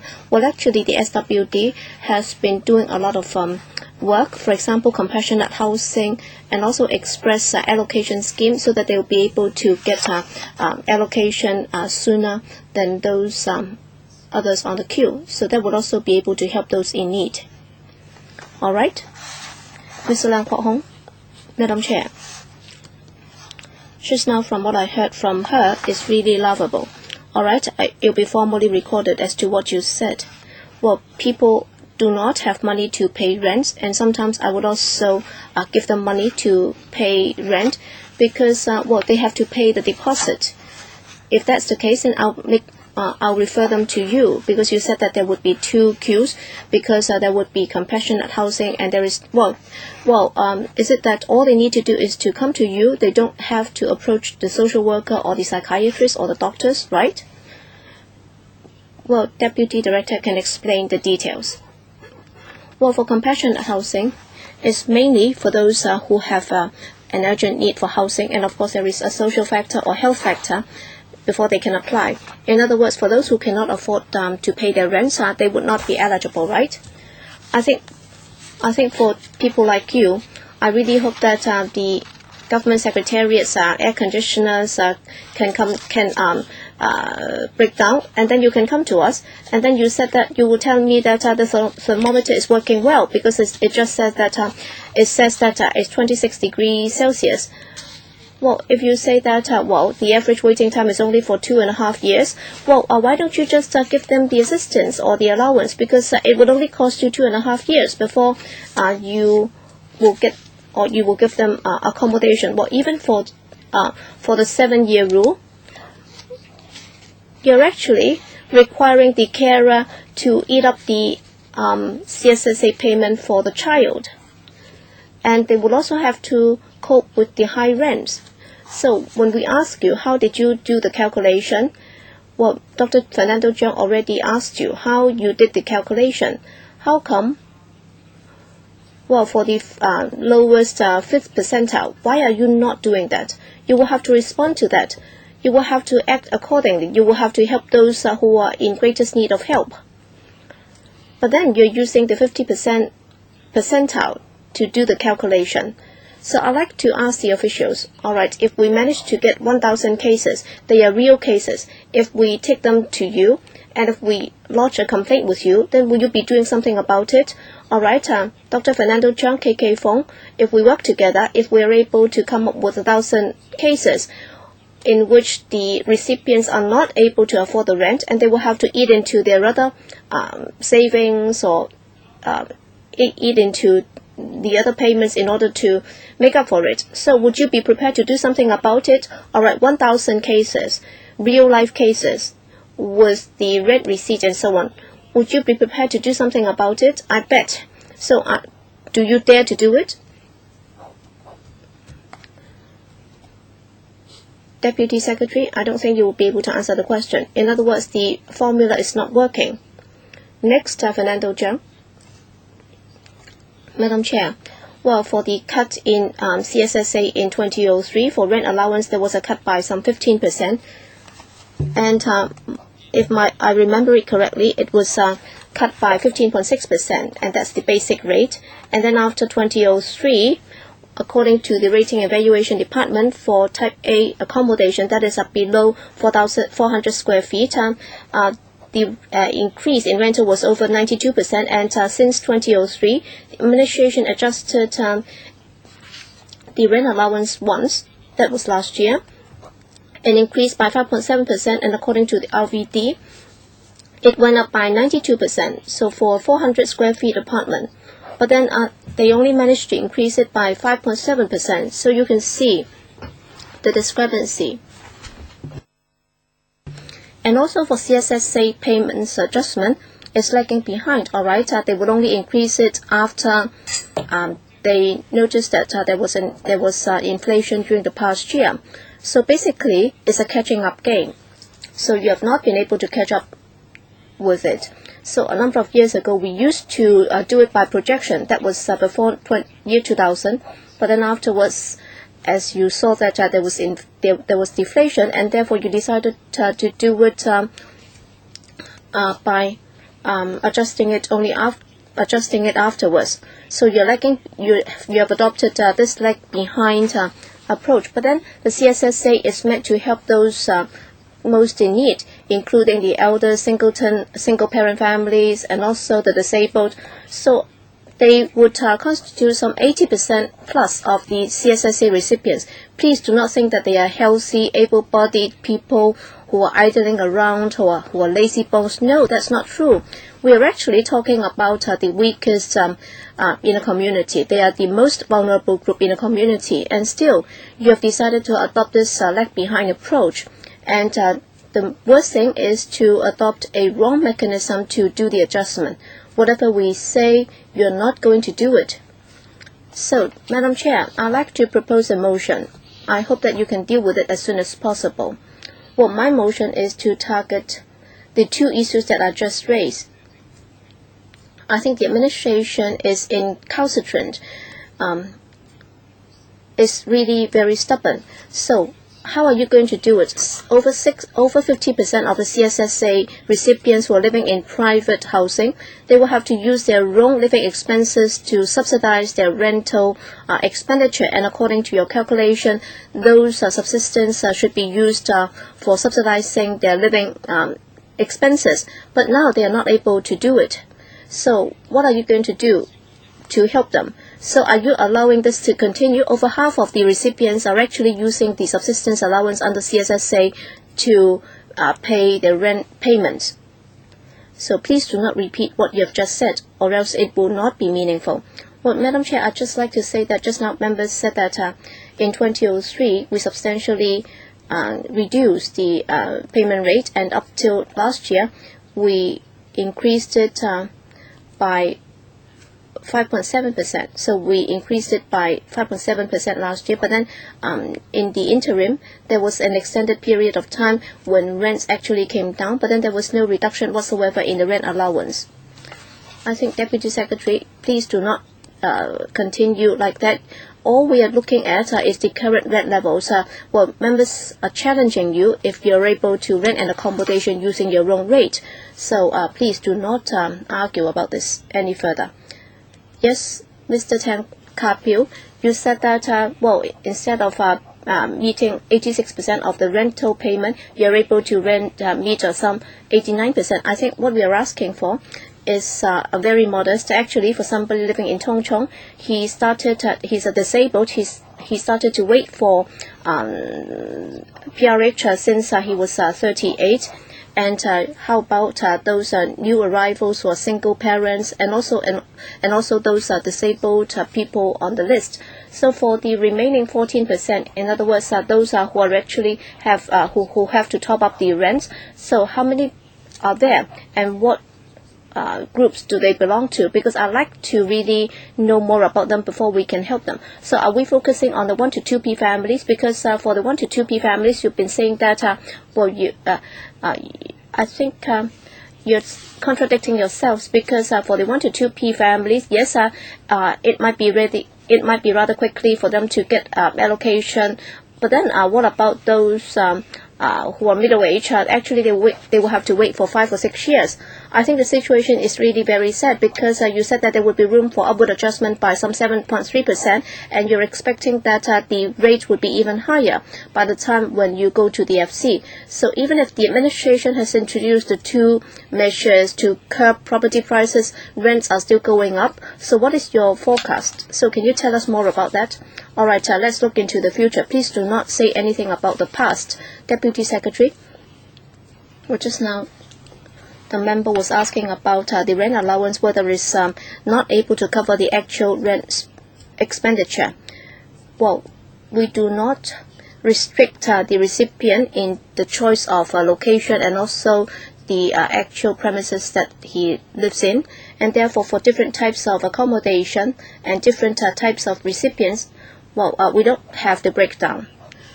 Well, what I'd like to say to the Deputy Secretary, you're implying that people are actually renting a flat in the mid-levels. But the per square foot rent in some people is higher than that for the mid-levels. So in view of the big increase, so how are you going to handle this? You are not very flexible. I think we have to rely on the objective mechanism, that is a CPIA, and adjust the rent allowance. I don't have time. I think we should need to get hold of the figures first. After the 2 drastic measures introduced by the CE, if we see property prices going down, then we can see things improve.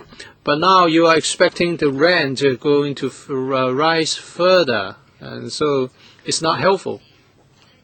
There's no need for you to answer that question. We have a motion moved by Dr. Fernando Cheung. And I hope every member will speak for no more than 1 minute on the motion. And in view of this, I will have to extend the meeting by another 15 minutes. So we have to go all the way until 1:15 p.m. Dr. Cheung, please read out your motion, which has just been distributed to members.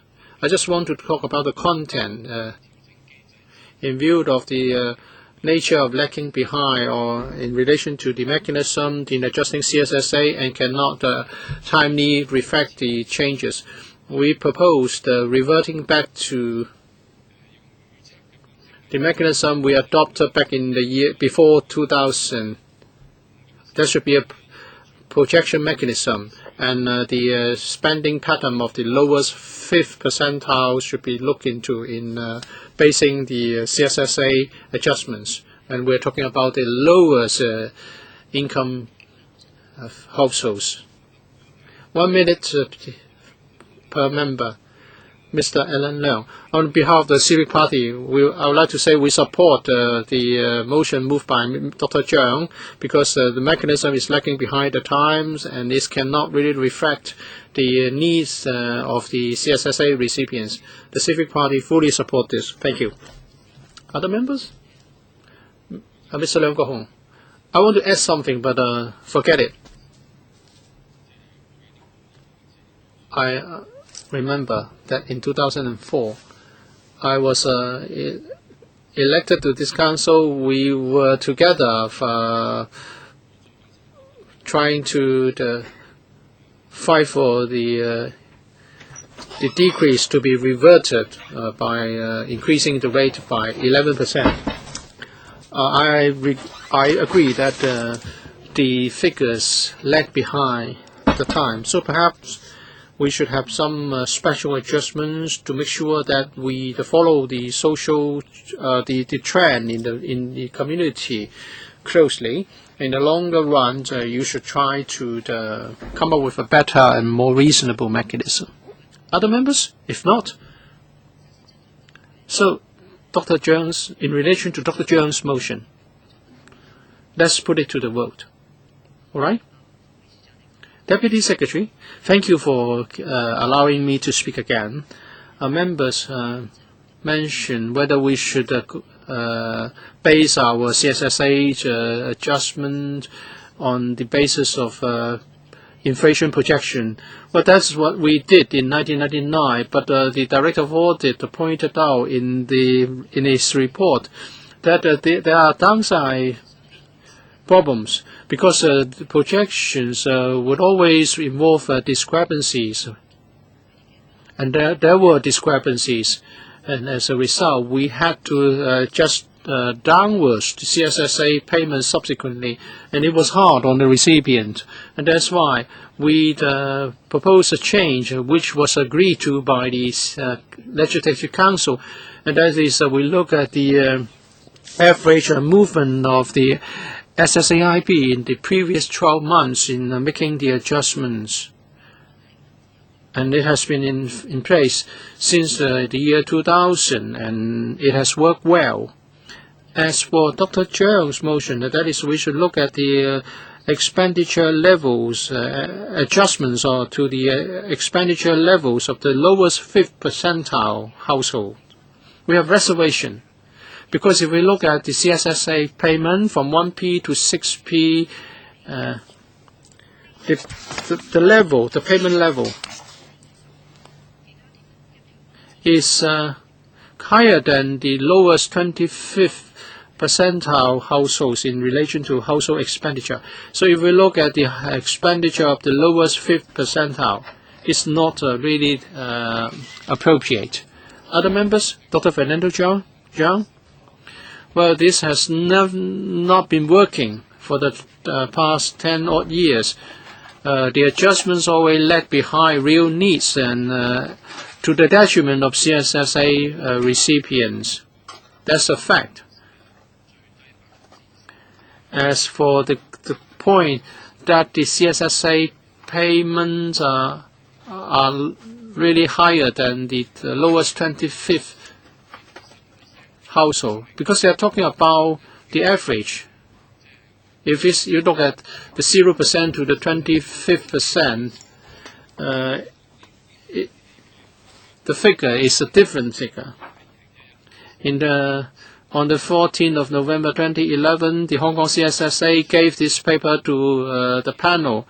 It stated very clearly that the CNSD survey looked at the average of two different households, 2p, 4p, and the expenditure levels are the same as those in the lowest 5th percentile households. So we do have a justification to propose that we should look at the lowest 5th percentile households. I think the government is totally lacking in justifications. First of all, this is a lacking movement. So the CSSA recipients will have to wait for at least 1.5 years to catch up, because you need electrical approval. So even if we expedite the process, it's 1.5 years before they can get anything back. So that's not what we wanted to achieve in the first place. If the administration is of the view that projections can cause other problems, perhaps you can try to adjust through annual changes. If it's lower than expected, the CSSA recipients were unlucky. But if it's higher than expected, then you can do away with and the increase in the next adjustment to the government is not going to cost anything. Why can't you do it? Mr. Albert Ho, I think the reasoning is simple and straightforward. We're talking about those most in need. You want to protect their basic livelihood, And if you really do something wrong in your projection, you should err on the side of providing more than what they need, instead of on the side of providing less than what they need. So you should err on giving them a little bit more rather than asking them to go without adequate food or clothing. Inflationary pressure is so high. Well, I have problems with the accuracy of your projection. You are going to be conservative, and you are not going to be, if you do a projection, you are not going to be too generous. I think we should err on the side of giving a little bit more. It's just 10% But if you err on the side of under-providing them by 10% it's going to be a big problem.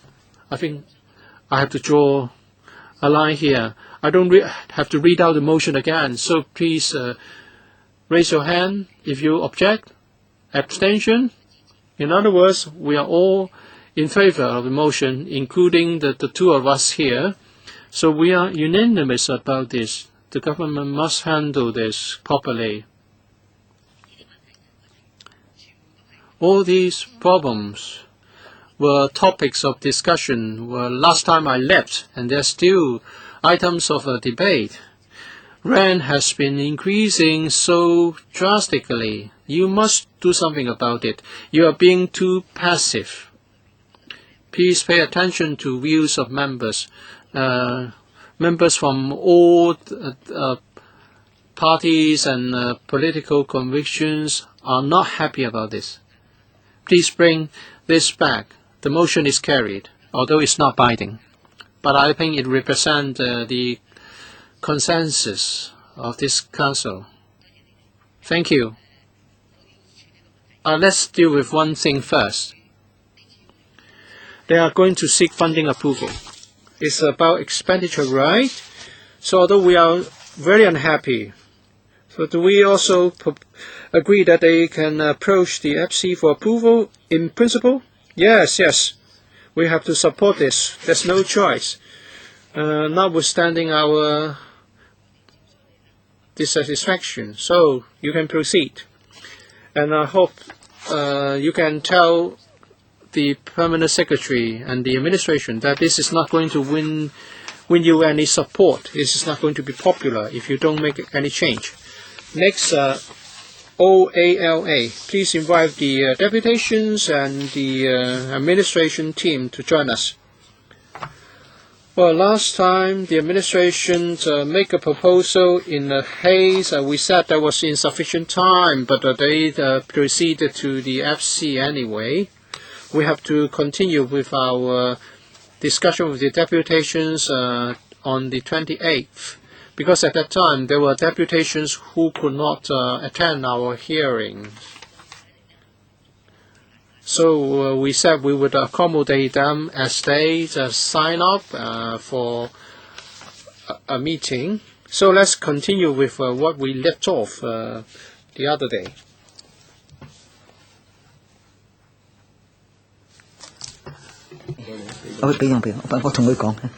Okay, 今日咧我哋就歡迎係Okay, today I would like to welcome Mr. Matthew Zhang, Secretary, and other officials, including Mr. Fong Pak-yan, Deputy Director of Social Welfare, and Mrs. Polly Chan, PAS for Labour and Welfare, and there are also other 4 deputations. We have a union, Cleaning Service Industry Workers Union. Please ask them to be seated.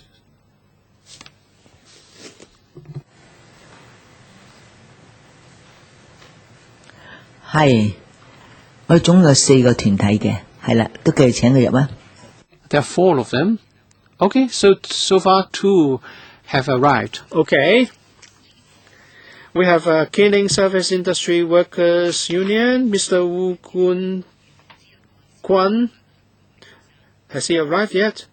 And Mr. Friends of Yuen-han, Mr. Hon Kwok-hing, and Friends of Tuen Mun, Mr. Lam Cho-ming, and Mr. Tam Chun-yin, who hasn't arrived.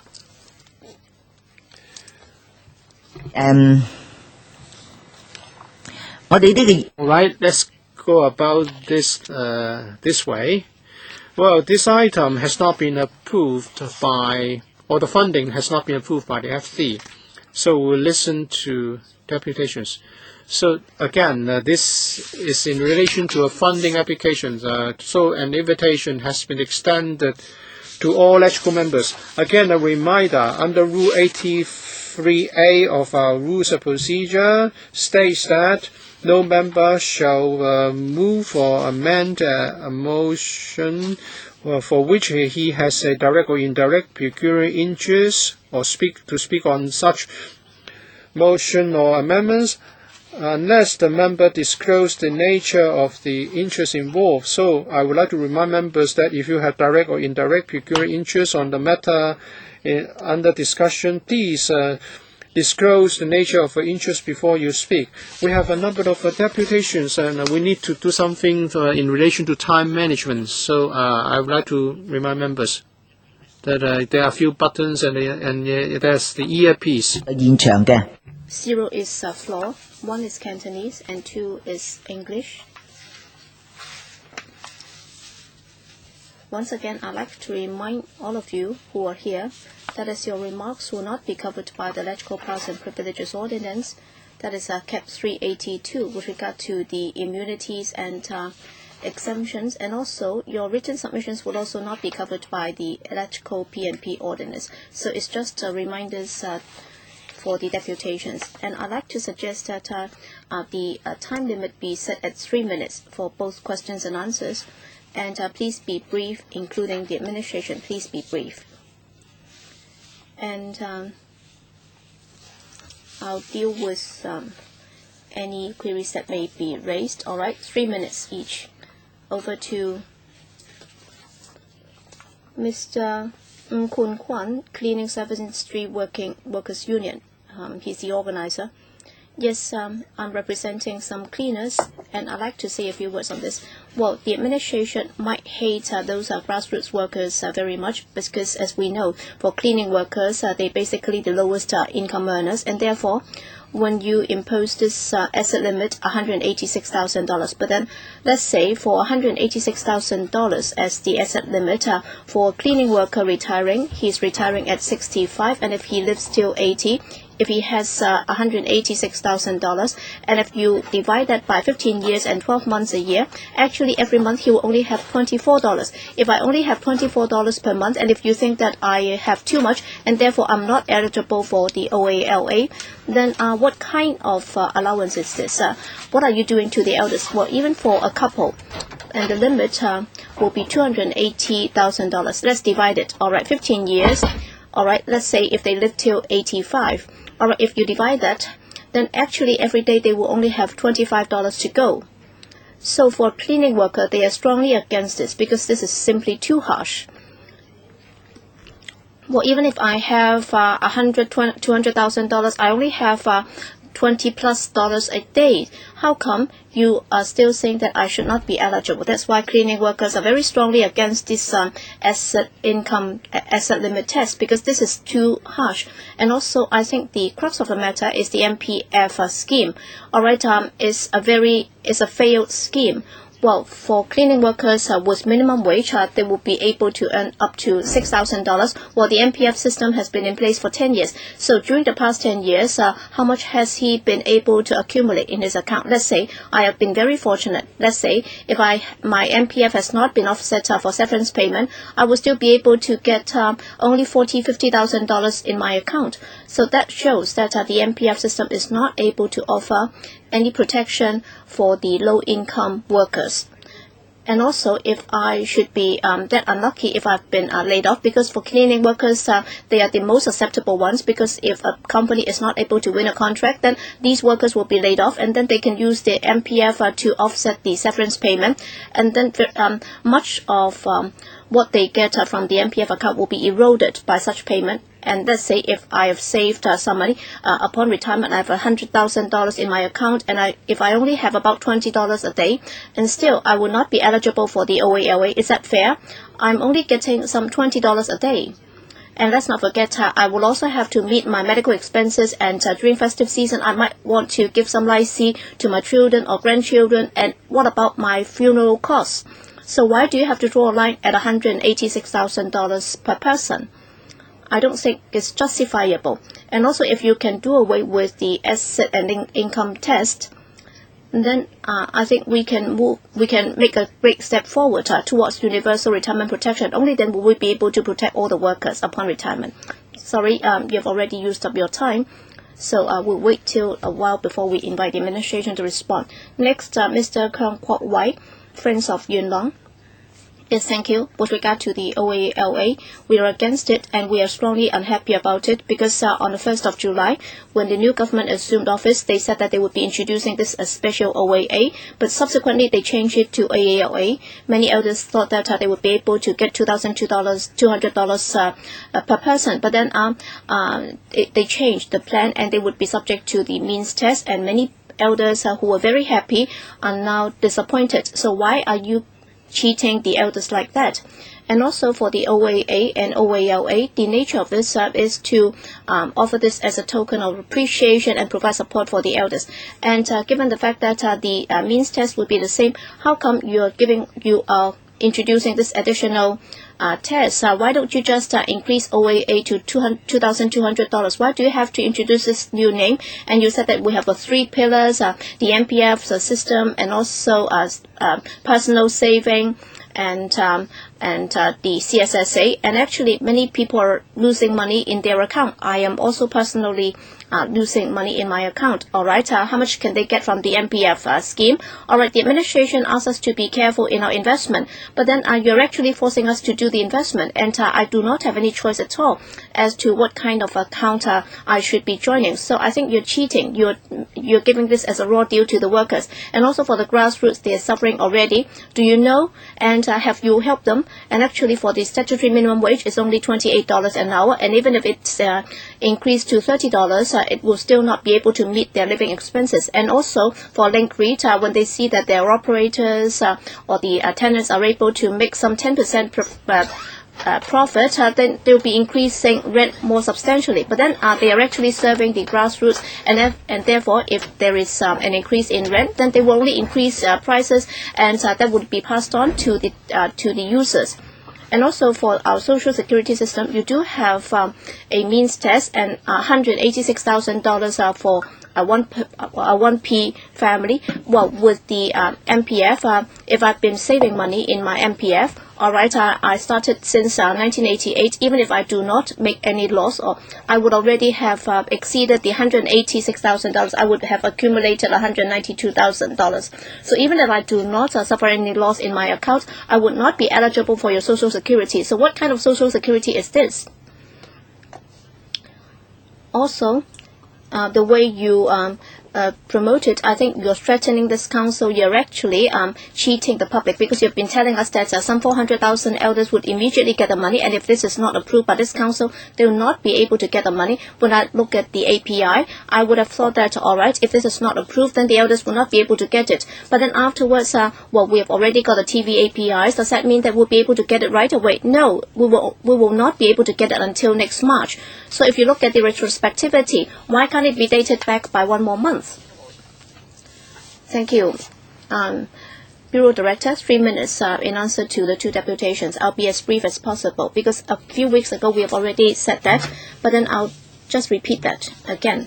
Well, with regard to the OALA, is a separate matter from the OAA, because number 1, OAA is indeed a token of appreciation for the elders, but then for the OALA, precisely, we are helping the needy elders. That's very important. The reason why we have to identify those in need, that's because with limited public resources, we would like to put them in the most needy groups, and therefore we have to identify those needy groups, and there must be a mechanism to identify them, and therefore we have to get one that is familiar to you, because for those aged between 65 and 69, well, since 1988, since 1988, we already introduced that means test, and if you exceed that limit, then you will not be eligible. And if you're below that, then you'll be eligible. And for the $186,000, it's not set in stone. it will be adjusted in accordance with the Social Security price index. Well, as we told you, it's likely that it will go up, and therefore it will be increased from $186,000 to 192%, because as of now, it's gone up by some 3.7%, and therefore it will go up to at least $192,000. And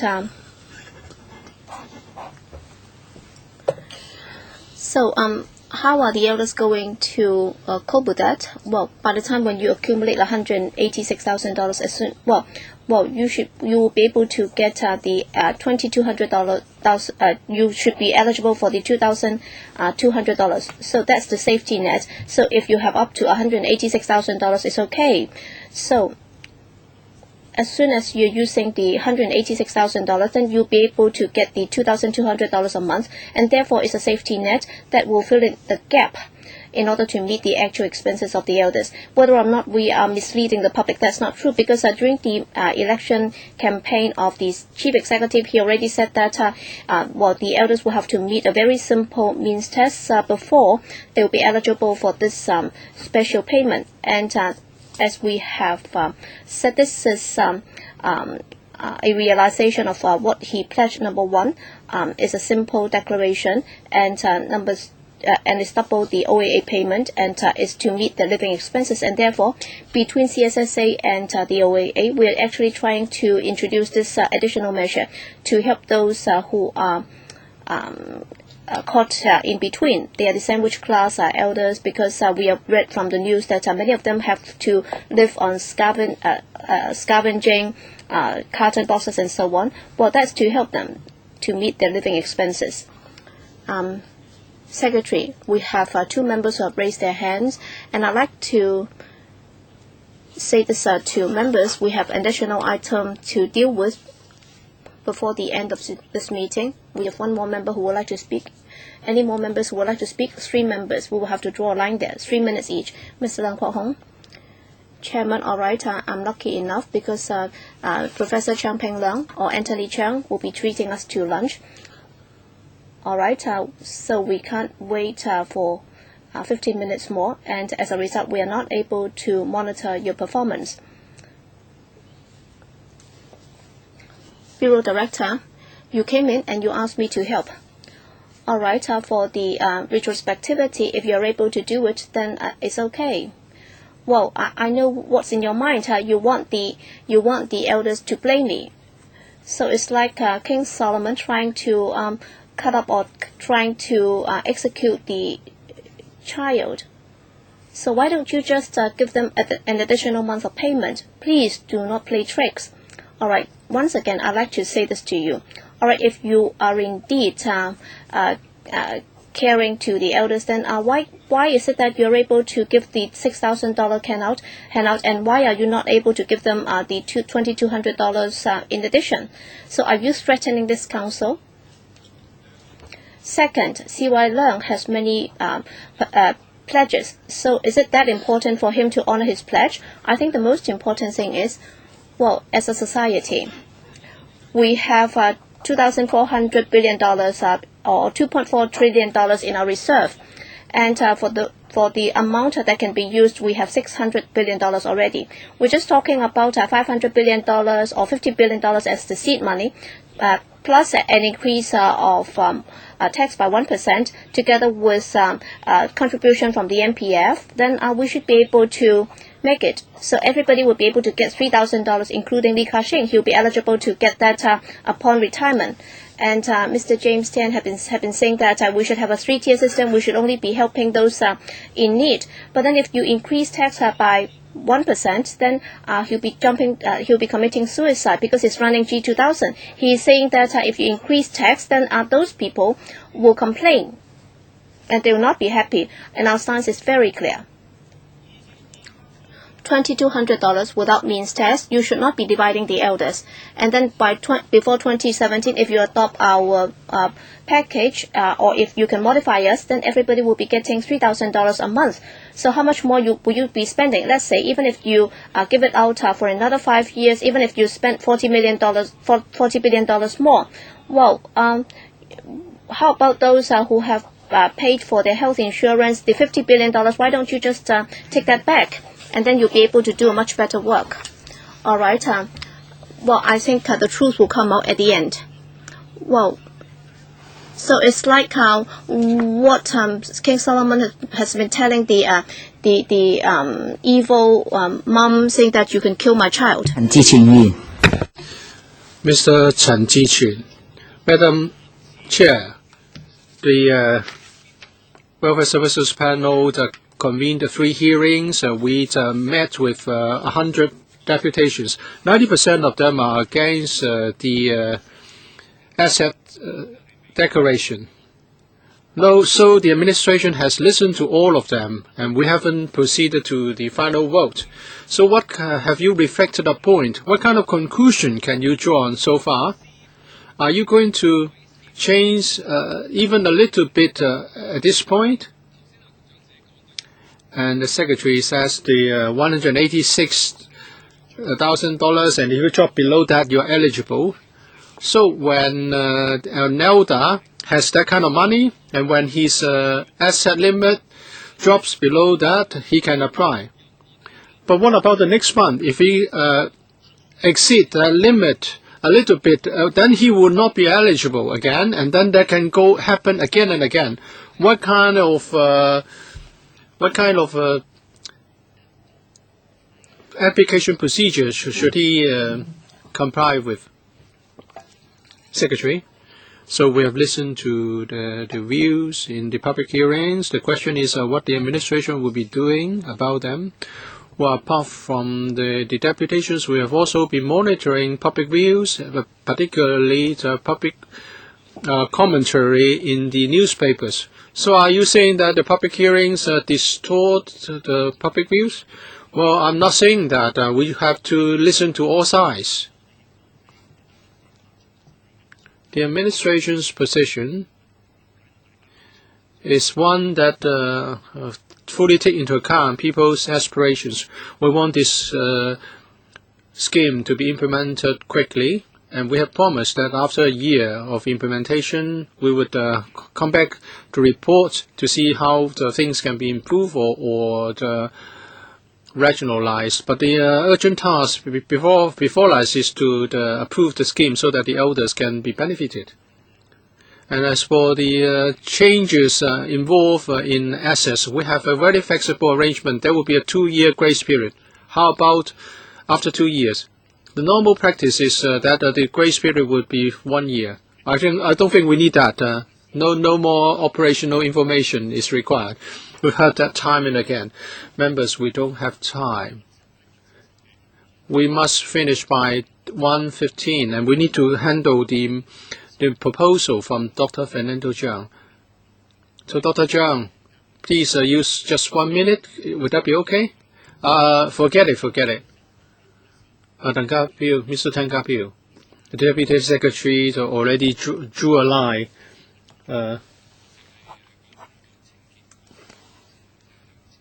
There's a union representing cleaning workers, so I would like to just cite that example. There are many old cleaning workers who are still working. I don't know whether you have been to some public toilets. If you look at how old those workers are, ask them how old they are. Many of them are advanced in age. Say if a worker, age 68, a single man, he earns slightly more than $7,000. He lives in a 100 square foot cubicles. That the rent is $2,500, and he has a saving of $200,000. So he's not eligible for the OALA. Another example, an equally 68 years old. He has a flat in Taigusheng at a value of more than $10 million. He has some allowance given by children, $10,000, and he has $15,000 and $2 million in insurance cash value. So altogether, he has a total disposal income of $2,500. $25,000, and he's still eligible for the $2,200 of OALA. So how you can contrast the two cases and see how ridiculous this is. Maybe on Friday I can invite the person to come along, and then he may be able to give you more details.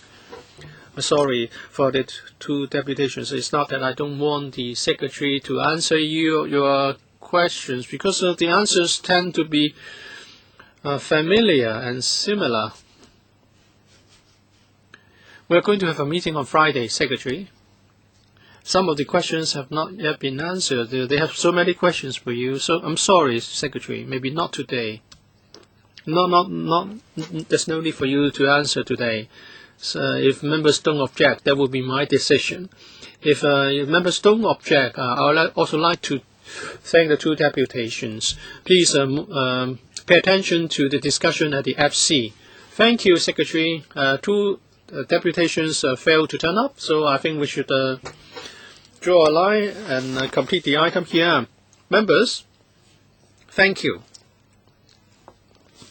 Members, Dr. Fernando Zhang has made a proposal, and that is we should set up a joint subcommittee on long-term care policy.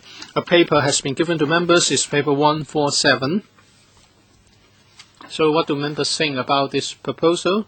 According to Rule 22 of House Rules, the terms of reference of a joint subcommittee will be determined by the relevant panels,